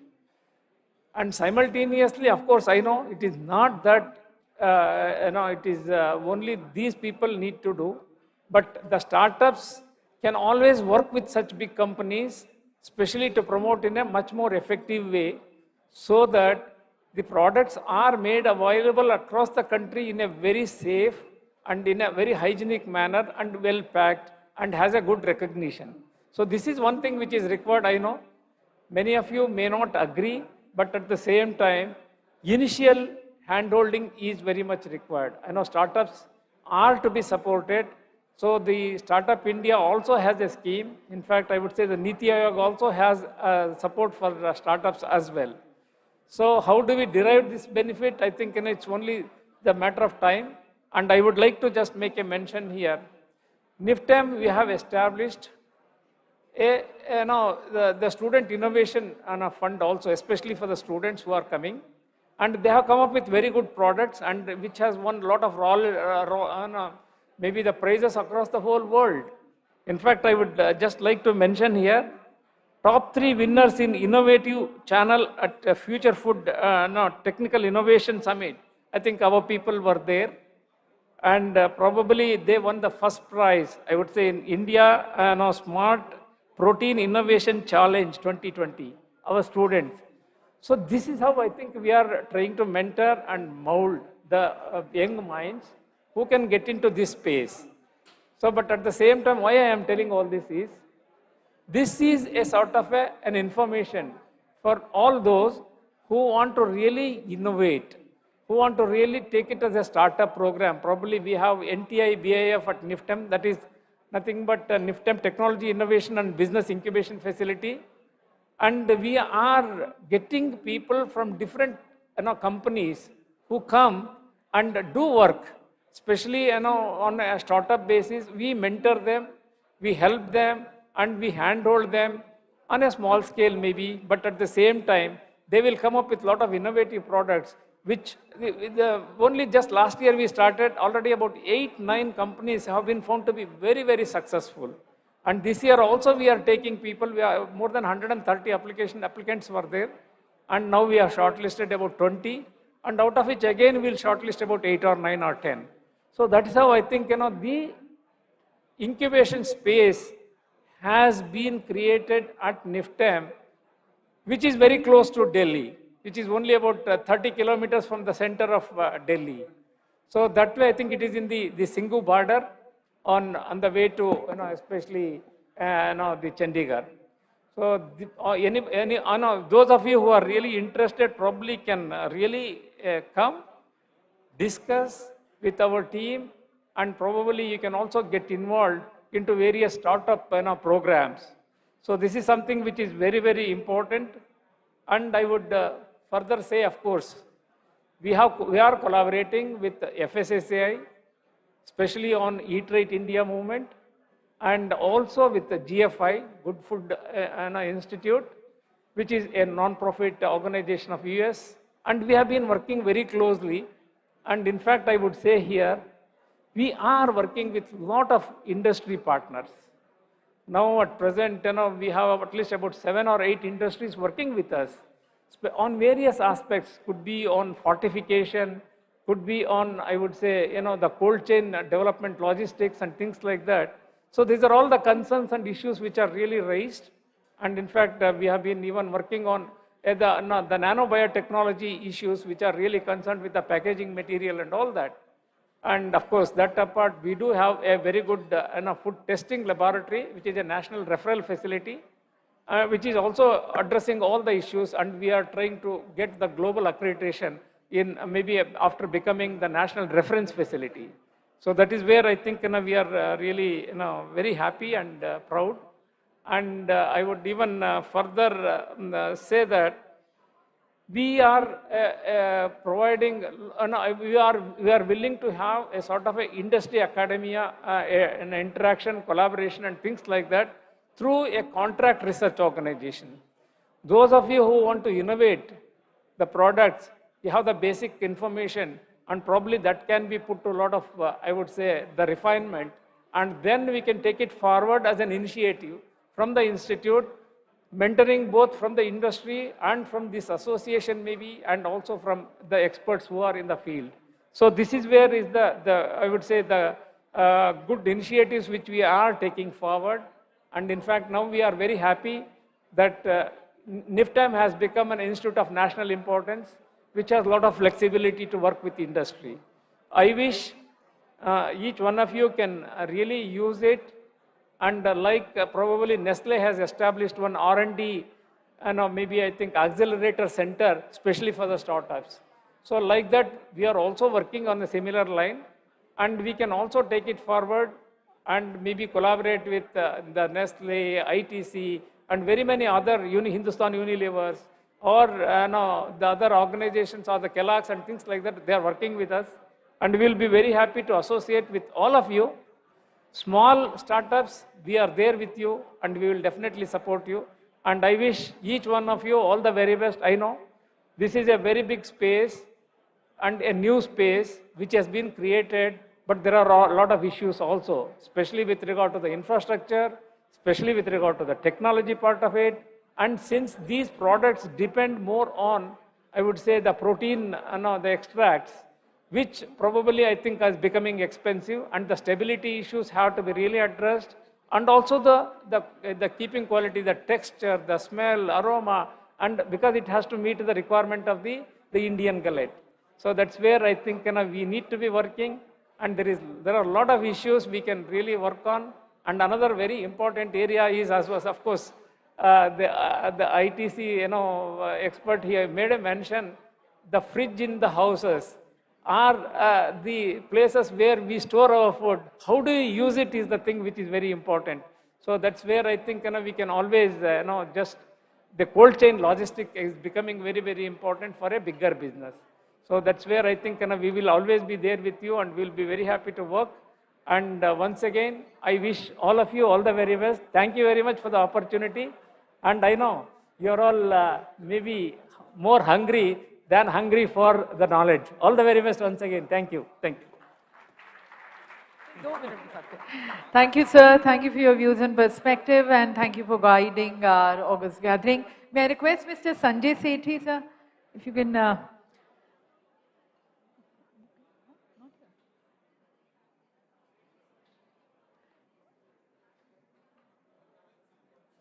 You don't want to? Okay, thank you once again, sir. So, ladies and gentlemen, in the interest of time and in the interest of all present here, we are going to be, we're now clubbing both the panel discussions here. Otherwise also we've been speaking, this is an era of collaboration, and you cannot see, as you talk about building brands, you cannot see innovations in isolation. So we have the two sessions being clubbed now. The chair, if I can request Mr. V.K. Vidyarthi, sir, to chair this combined session. And once again requesting the speakers to join, the panelists, Mr. Sunil K. Marwa, the CEO of FIXI, Mr. Pavan Agarwal, the former CEO of FSSAI, Mr. Ashu Phake, the head Frozen and Fresh Foods ITC, Ms. Isha Adhobal, the Vice President Marketing and Strategy of Drums Food Epigamia, Ms. Ritoja Basu, the Deputy Director, Food and Agriculture CII, she's already there. Ms. Palak Mehta, the founder of Vegan First. Also the panelist of the next session, Ms. Nicole, if I can request Ms. Nicole Roque to also join us, Senior Innovation Specialist of GFI India. Mr. Amit Kher, National Manager of Bhoola Private Limited. Mr. Sohail Wazir, the Chief Commercial Officer of Blue Tribe Foods. Ms. Sonal, the founder and CEO of White Club. Mr. Siddharth Kothari, partner Ahimsa VC. Mr. Rohit Salgaonkar, application scientist of Rocket. If I can request the panelists of this, the first session and the two sessions which we have merged them. If they can all join us.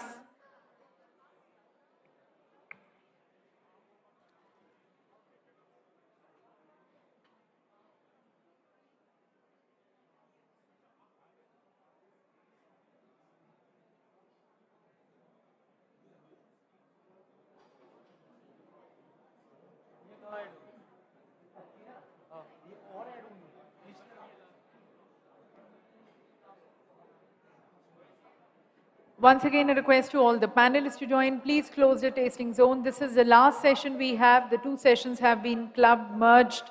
So another 40 minutes, dedicated 40 minutes of yours, we are just requesting. So with that, I hand over to our moderator, chair of the session, requesting Mr. Vidyarthi to take over from here.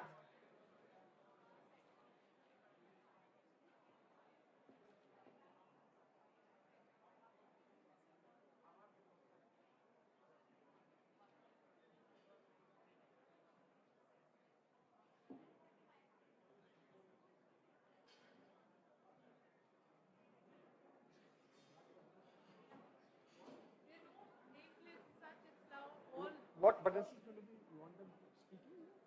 Or is it going to be like a discussion? It's going to be a discussion. Mr. Vidyarthi is going to be guiding this.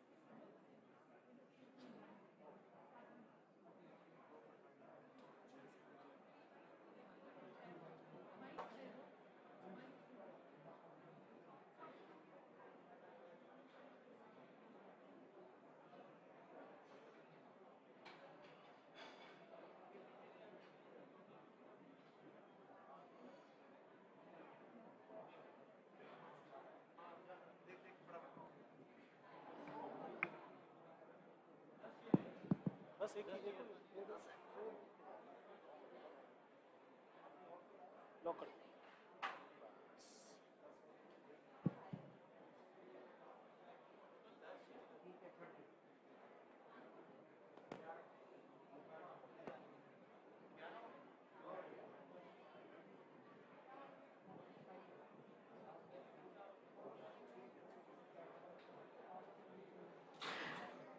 People who are there in the tasting zone, we are just waiting for you to take your seats.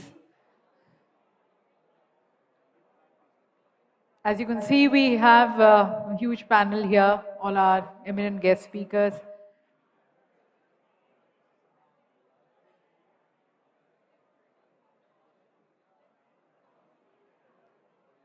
Let's be slightly be responsive and responsible towards the thoughts which are being shared here.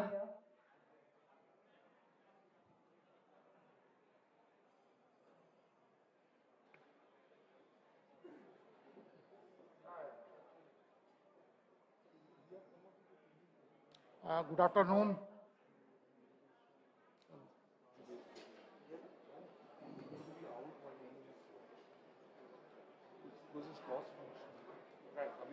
Let me start. Namaskar and good afternoon to everyone. On behalf of APEDA, I welcome all the participants, those who are participating in the summit. This is the first summit we are organizing in Delhi, especially on plant-based food products. So let me first introduce myself. My name is VK Vidyarthi. I am the General Manager in APEDA. Now I request all my colleagues, those who are on the desk, to introduce one by one. Let me start from ma'am. Please introduce yourself.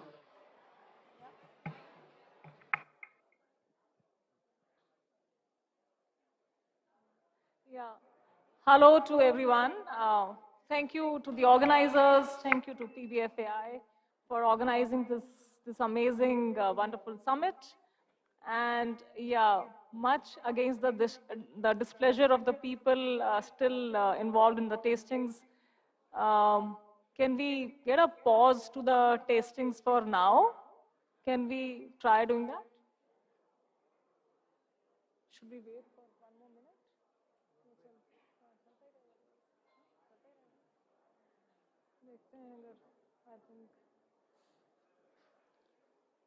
I think the whole point is about say discussion on innovations vis-a-vis the plant-based foods investments happening. So I genuinely feel that innovation is something which actually drives every initiative and which sustains any initiative at all, not just in plant-based but otherwise as well. Talking about specifically, for example, some of our fellow companies in the portfolio of our investor being New Crop Capital, the US-based VC firm. So we have few fellow companies like Zero Egg, like Supermeat from Israel, and then we have Outrageous Foods, Wicked Foods, Ocean Hunger Foods from US. So all of these companies, they thrive on the whole concept of innovation, and especially Israel, Israel rocks on innovation. And in fact, I'm happy to share that I shall also be going to Israel hopefully very soon as a part of a process started by Department of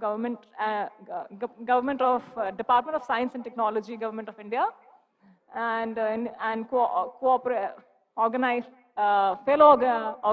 by IIT Delhi. And I also strongly believe that even the mainstream dairy companies these days are actually supporting the whole thesis of innovation in different ways. So what if in food tech they are not doing any innovation per se, but say marketing? I mean, had it not been for the famous girl associated with a dairy cooperative out of India, who appears in very timely appearing ads around every possible event, then surely their revenues would suffer. So it's very important for a company to continually innovate, and we are thankful to have organizations like NIFTIM who are always around to kind of support with the right set of food technologists for our setup. What we are doing at White Cub, which is India's first dedicated vegan brand.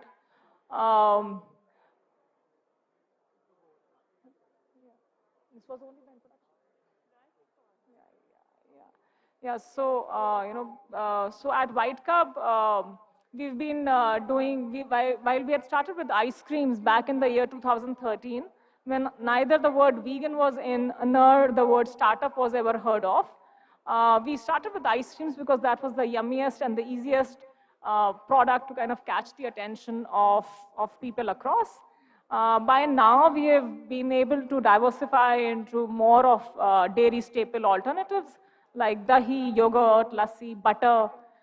We are often told that our butter is our Amitabh Bachchan, and that's on a lighter note. And yeah, I'll pass on the mic to Nicole.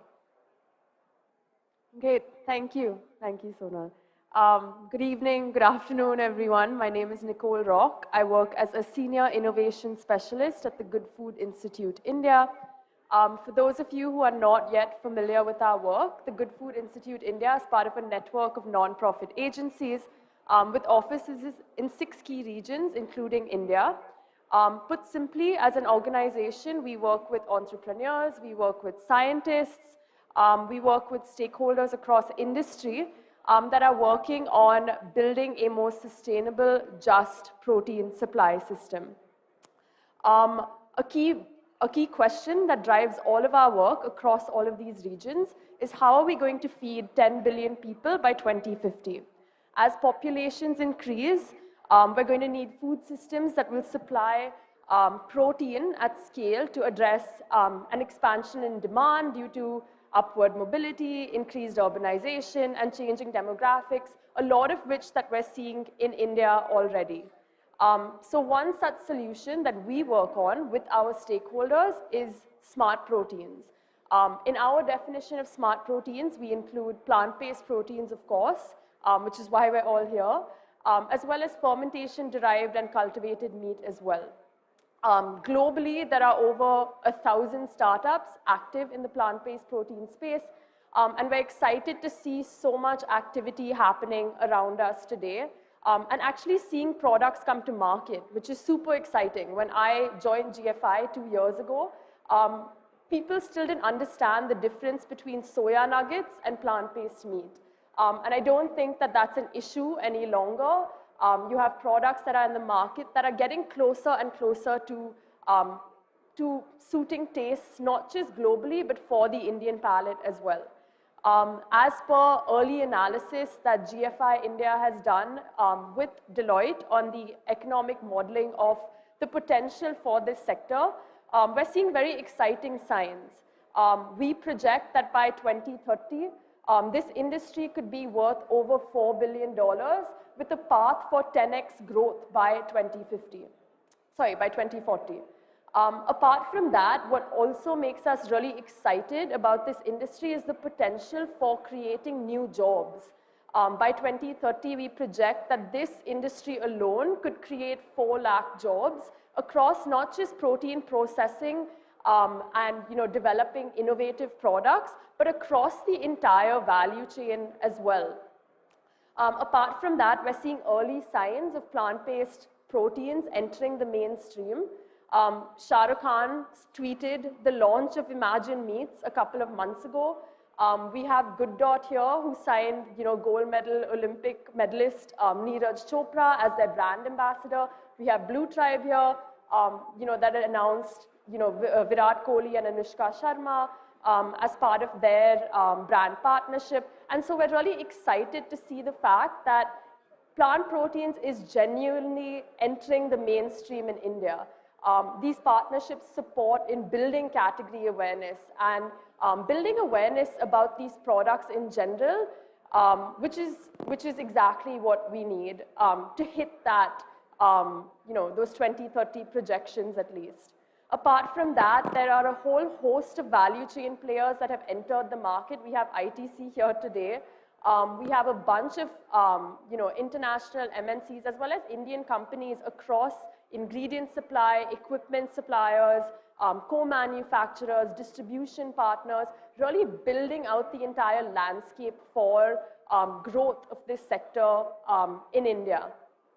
Apart from that, while health and environmentalism are key drivers for people to taste these products, really the biggest opportunity to win in this sector is on taste and price. And that will really require partnerships across the entire value chain, as well as partnerships with governments, with research associations, with people like FIXI on talent development, really bringing in the entire value chain to work together and potentially build out what we're calling a mission for smart protein.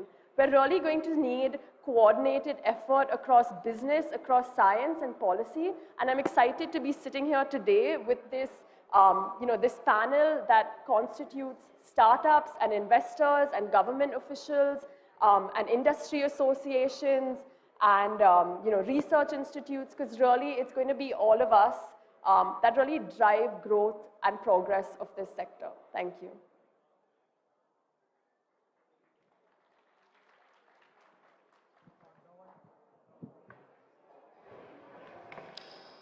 Now I request Mr. Sunil to introduce himself and to say a few words.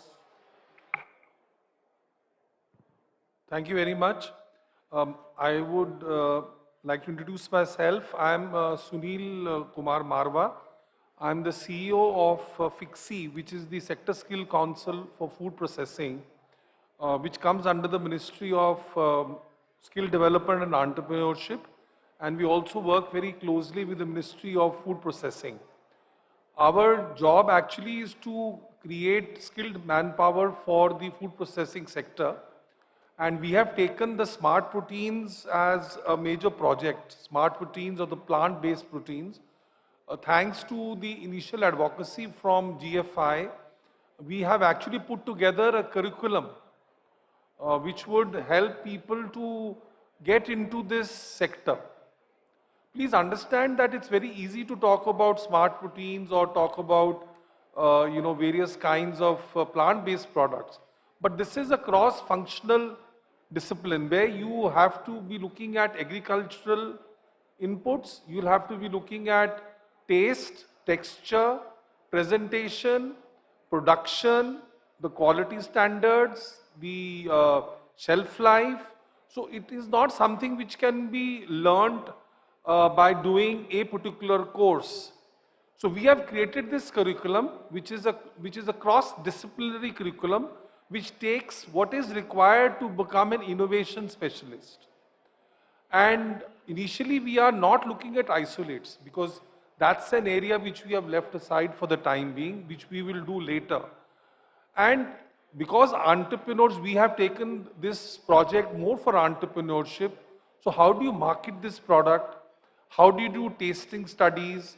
How do you get the flavors rightly? How do you get the textures correctly? So this entire curriculum has been now put together and we are getting it approved from the National Council for Vocational Education and Training, which is the regulator.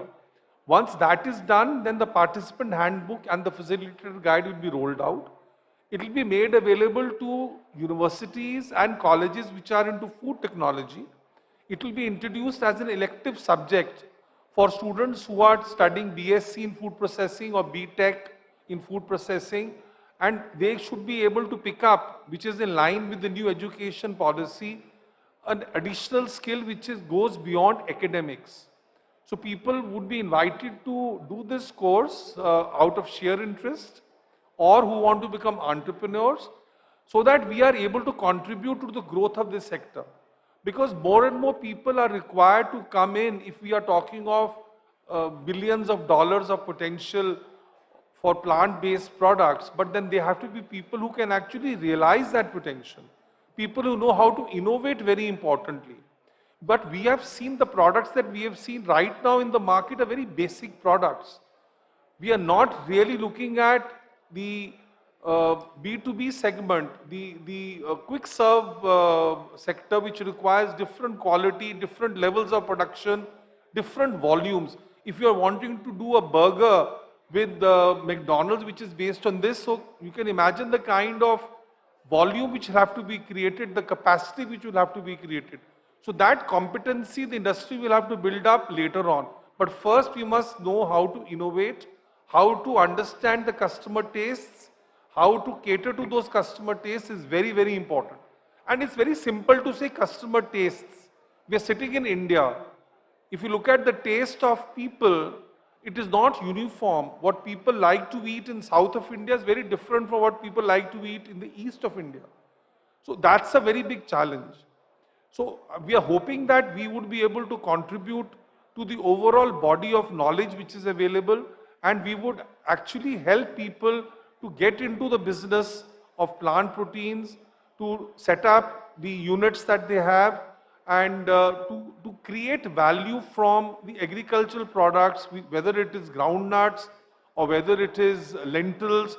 Those are the starting points. Ultimately, we want to contribute. But right now, we are assuming that isolates are going to come from outside, and we would be working on that later on the isolate production. So this is in brief what we are doing, and we are very happy to be here.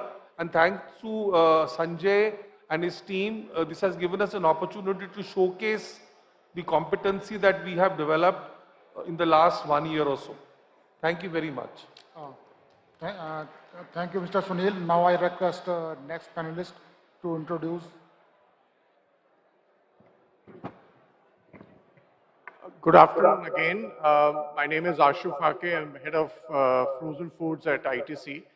I think my co-panelists have fairly well elaborated because we are discussing marketing, innovation, branding, and the products we want to roll out. To me, I think the first area we need to focus on is around the product and taste, which is menu development. What is the kind of product we want to roll out, and what is the problem we are trying to solve for the consumer? I think one of the problems I'm seeing today in this space is that a lot of it is manufacture out. It is not consumer in, right? So I have I think it's protein isolate, and therefore I'm trying to put together a set of products which I think the consumer will like, without really figuring out what are we solving from a consumer standpoint. So if that solve is a protein deficiency solve, is that a real problem, A? And B, what is the solve I'm providing from both a cost standpoint and a taste standpoint? If I'm not being able to address those two, then I don't think I have a solve for that, right? And as he rightly said, I think, so there is a protein isolate space, which, as I said earlier, I think today has a big opportunity probably from an export standpoint.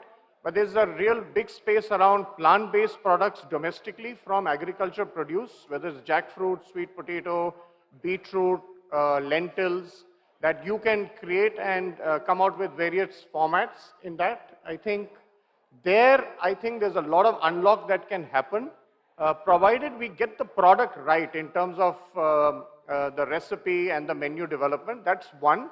And second is the format we want to develop. What is the format we want to develop? Is it a frozen format that we want to take to the consumer, and therefore what is the route we should take for that? Or is it an ambient product format which we want to take to the consumer? Because India, as you know, is a complex market from a frozen standpoint. If it's going to be an ambient product, the challenge in ambient product again is getting the taste right when you're trying to develop a product from agriculture produce.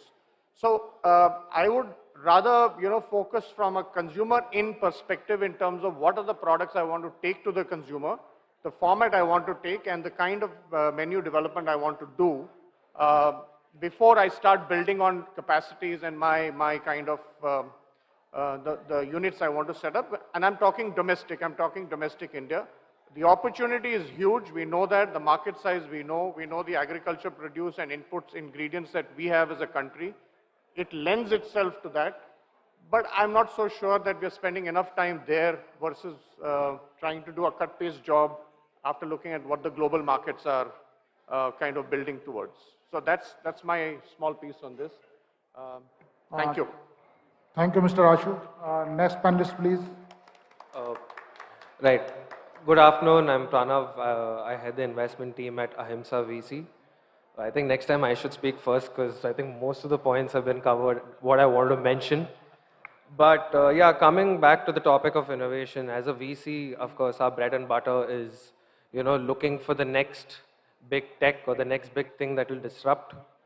And from what we've seen in India, so of course, as you can see, a lot of brands around. The tasting session is clearly a success because a lot of people are busy over there. But we've also seen startups that are trying to solve not the immediate problem. Usually you see in the VC world, a lot of startups come say, hey, there's an immediate problem. We have an immediate solution for it.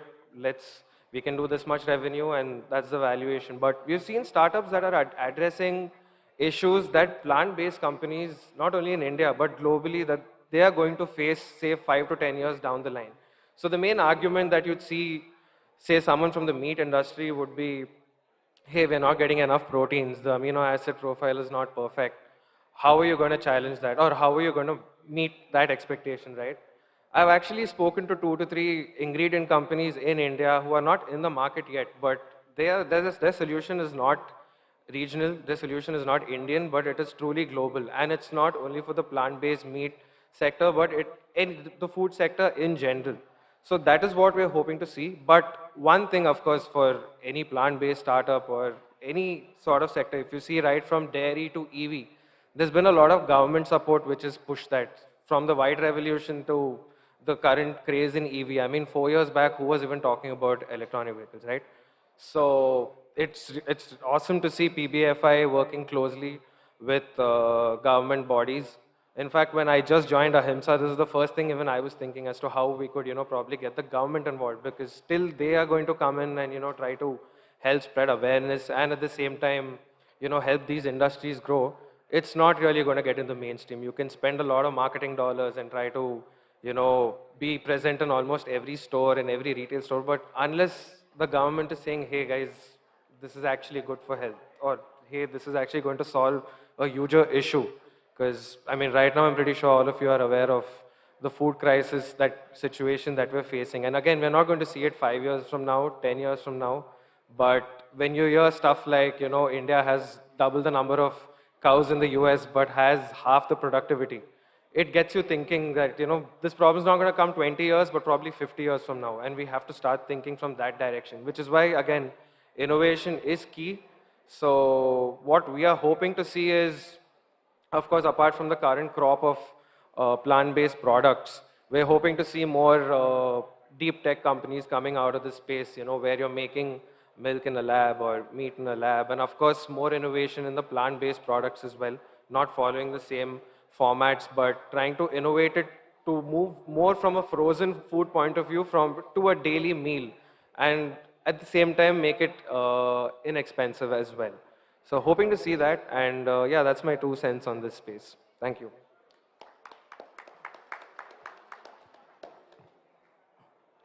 Hey, hi, hello everyone. This is Rohit Salgaonkar from Rocket. I work as a part of the application group.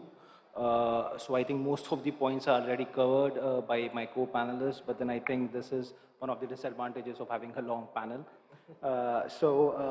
What I'll try to do is I've made some points where, which I feel are important in terms of the applications. And this is where, the innovation process in Rocket is usually at. And we understand the market gaps. We look at what is the need of a consumer, because there is always one thing to look at, that it always has to be a pull approach rather than a push approach, to understand what are the market demands and then work accordingly. And this is where what the innovation process at Rocket is at. We with our robust marketing team, we understand the different gaps. We have a global application centers where we kind of work in terms of addressing those solutions using the right ingredients, novel ingredients, to kind of make it much more cleaner, much more easily scalable. And that's where, we work as a group. We build value propositions using different technologies. We build clinical studies to kind of support those value propositions. And these clinical studies can be leveraged by different startups for their marketing pitch as well. So with that said, I think, the main point was to understand what are the investors looking at. And according to me, I mean, it's important to understand the R&D workforce of a particular company. And that's where I think the key lies, because it's important to understand how quickly they would be able to achieve a particular product and to kind of, expand in terms of the brand, and also not to focus on a particular niche, but then make it more mainstream to kind of make it available for a lot of the mass rather than one particular cohort. So I think these are some of the key points which needs to be looked at, and yes, innovation is the key, and there has to be a process which needs to be followed. Thanks. Hello everyone, how is everyone doing? It's fantastic to be here and to see such a great turnout.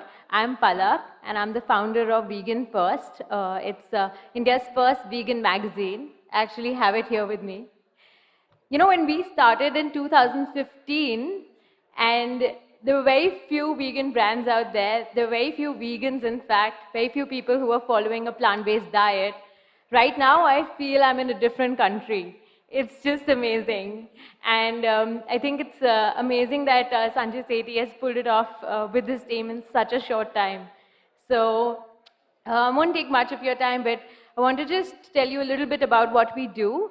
So we provide awareness that, as Dr. Sudhanshu rightly said, eventually it's the consumer who decides what they want to eat, right? And in India, it's so important to understand, to have a deep dive, to have an insight into what the consumer thinks, how they eat. Today, we have consumers who are very clear about what they want. There is a global culture. Because of D2C brands, there is increased brand awareness. So we work on increasing that awareness funnel and making people aware of the benefits of a plant-based diet and lifestyle. At the same time, we have a flagship event called the Vegan India Conference, which we do annually.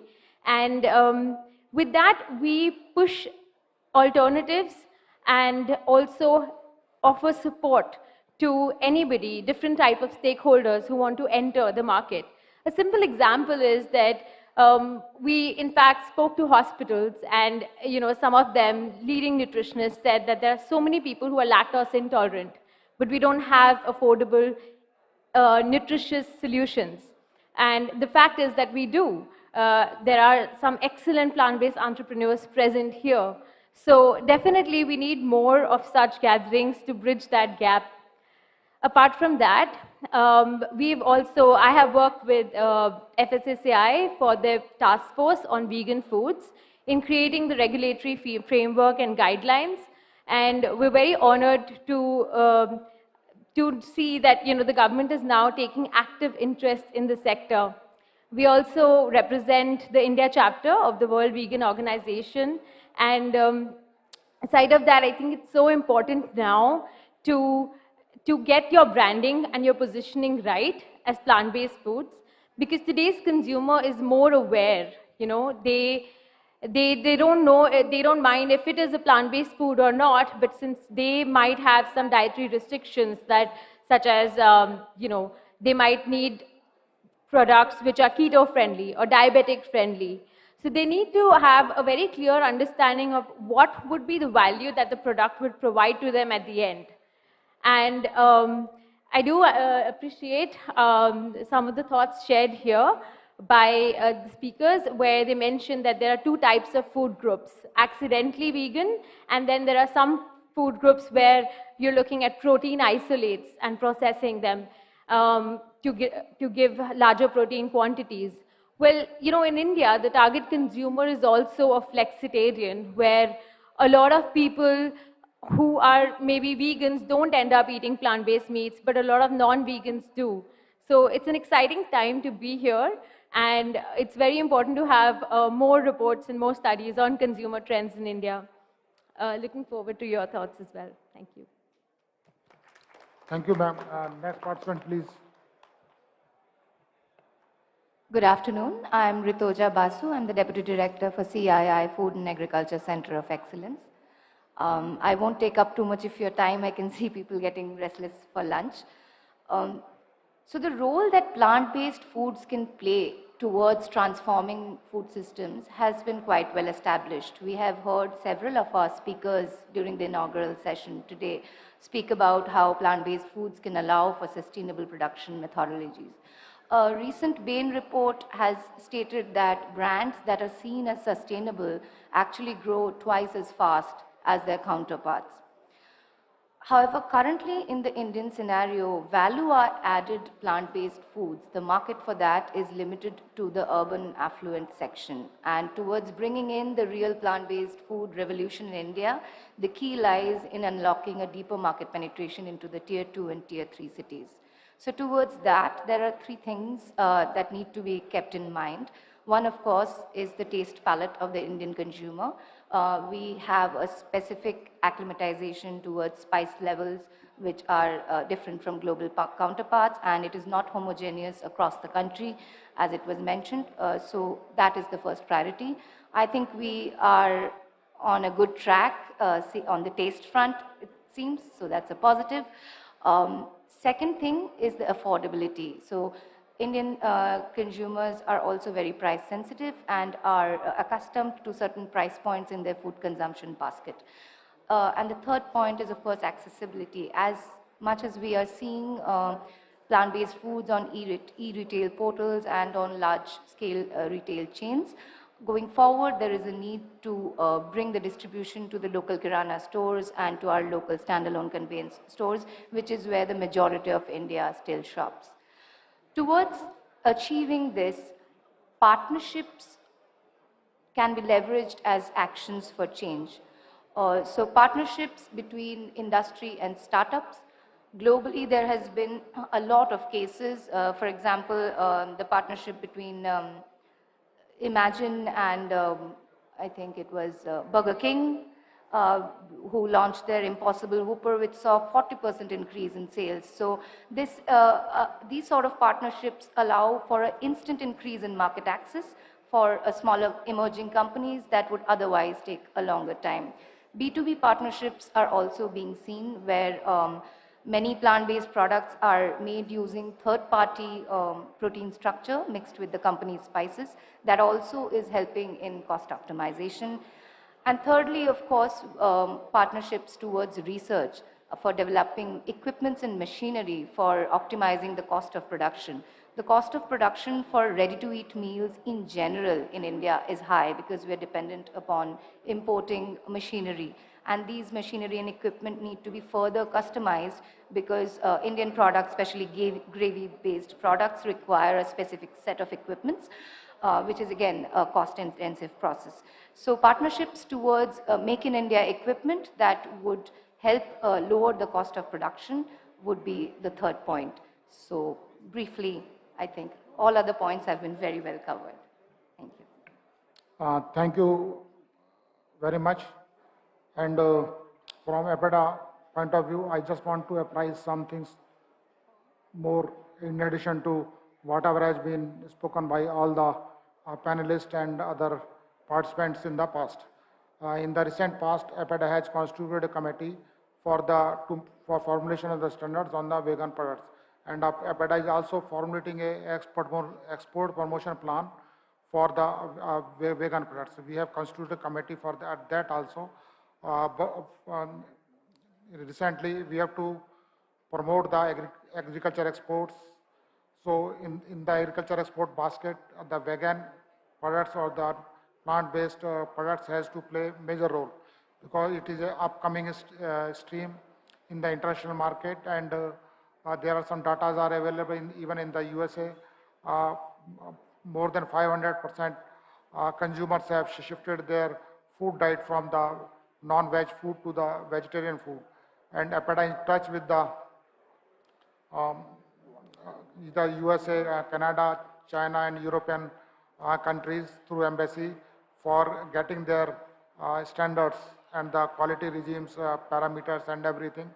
So we are in that process, and I request all the industry people, they have to develop more products as per the demand of the importing countries, as per the taste profile of the importing countries, and we have to develop the certification system and to develop a system to ensure the integrity and the authenticity of the vegan products or the plant-based products.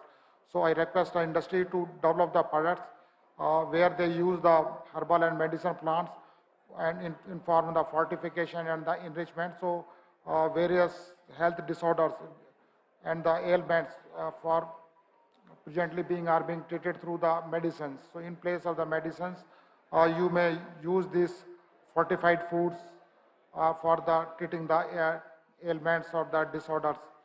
So shortly, APEDA will organize a meeting with all the manufacturers to work out the future strategy for the export promotion of the plant-based products. And thank you very much.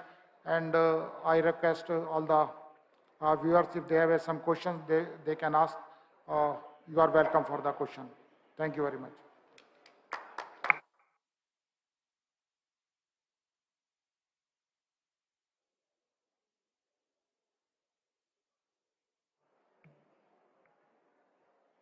So if there is no question, then we can sum up the first panel. So in case there are no questions, we close the session. So thank you to all our panelists, thanking them. If you can have a big hand for them, thanking their views, perspective, guiding us. Thank you. We'll close with a group photograph, and thank you also to all of you for your participation. Hope we have been able to give you a good exposure into the world of the plant-based foods, and further towards it, we have again the testing zone, which is a tasting zone, which is going to be now once again open, inviting you also to please join us for lunch. And post that, we'll have the B2B meetings. You can network, you can gauge more further from our experts who are going to be around, the industry leaders and the other experts. It's going to be, the B2B is going to be in the other hall. This again is going to be splitting, so please carry your belongings along with you. It's going to move towards the lunch area. Thank you.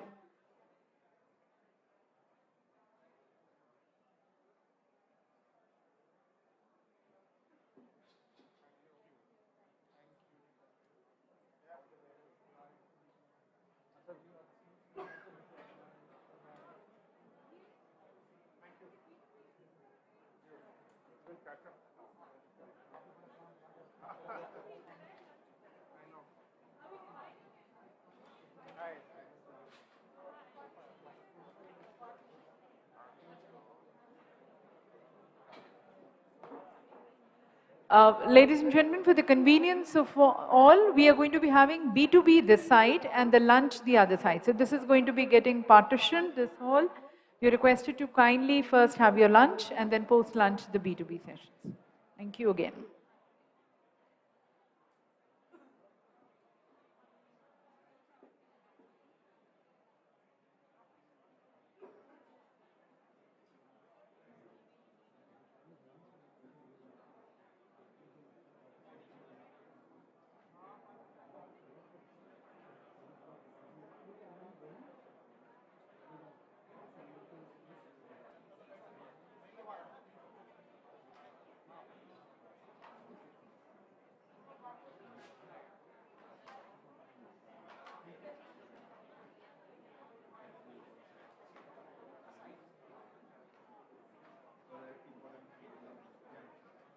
Understand that how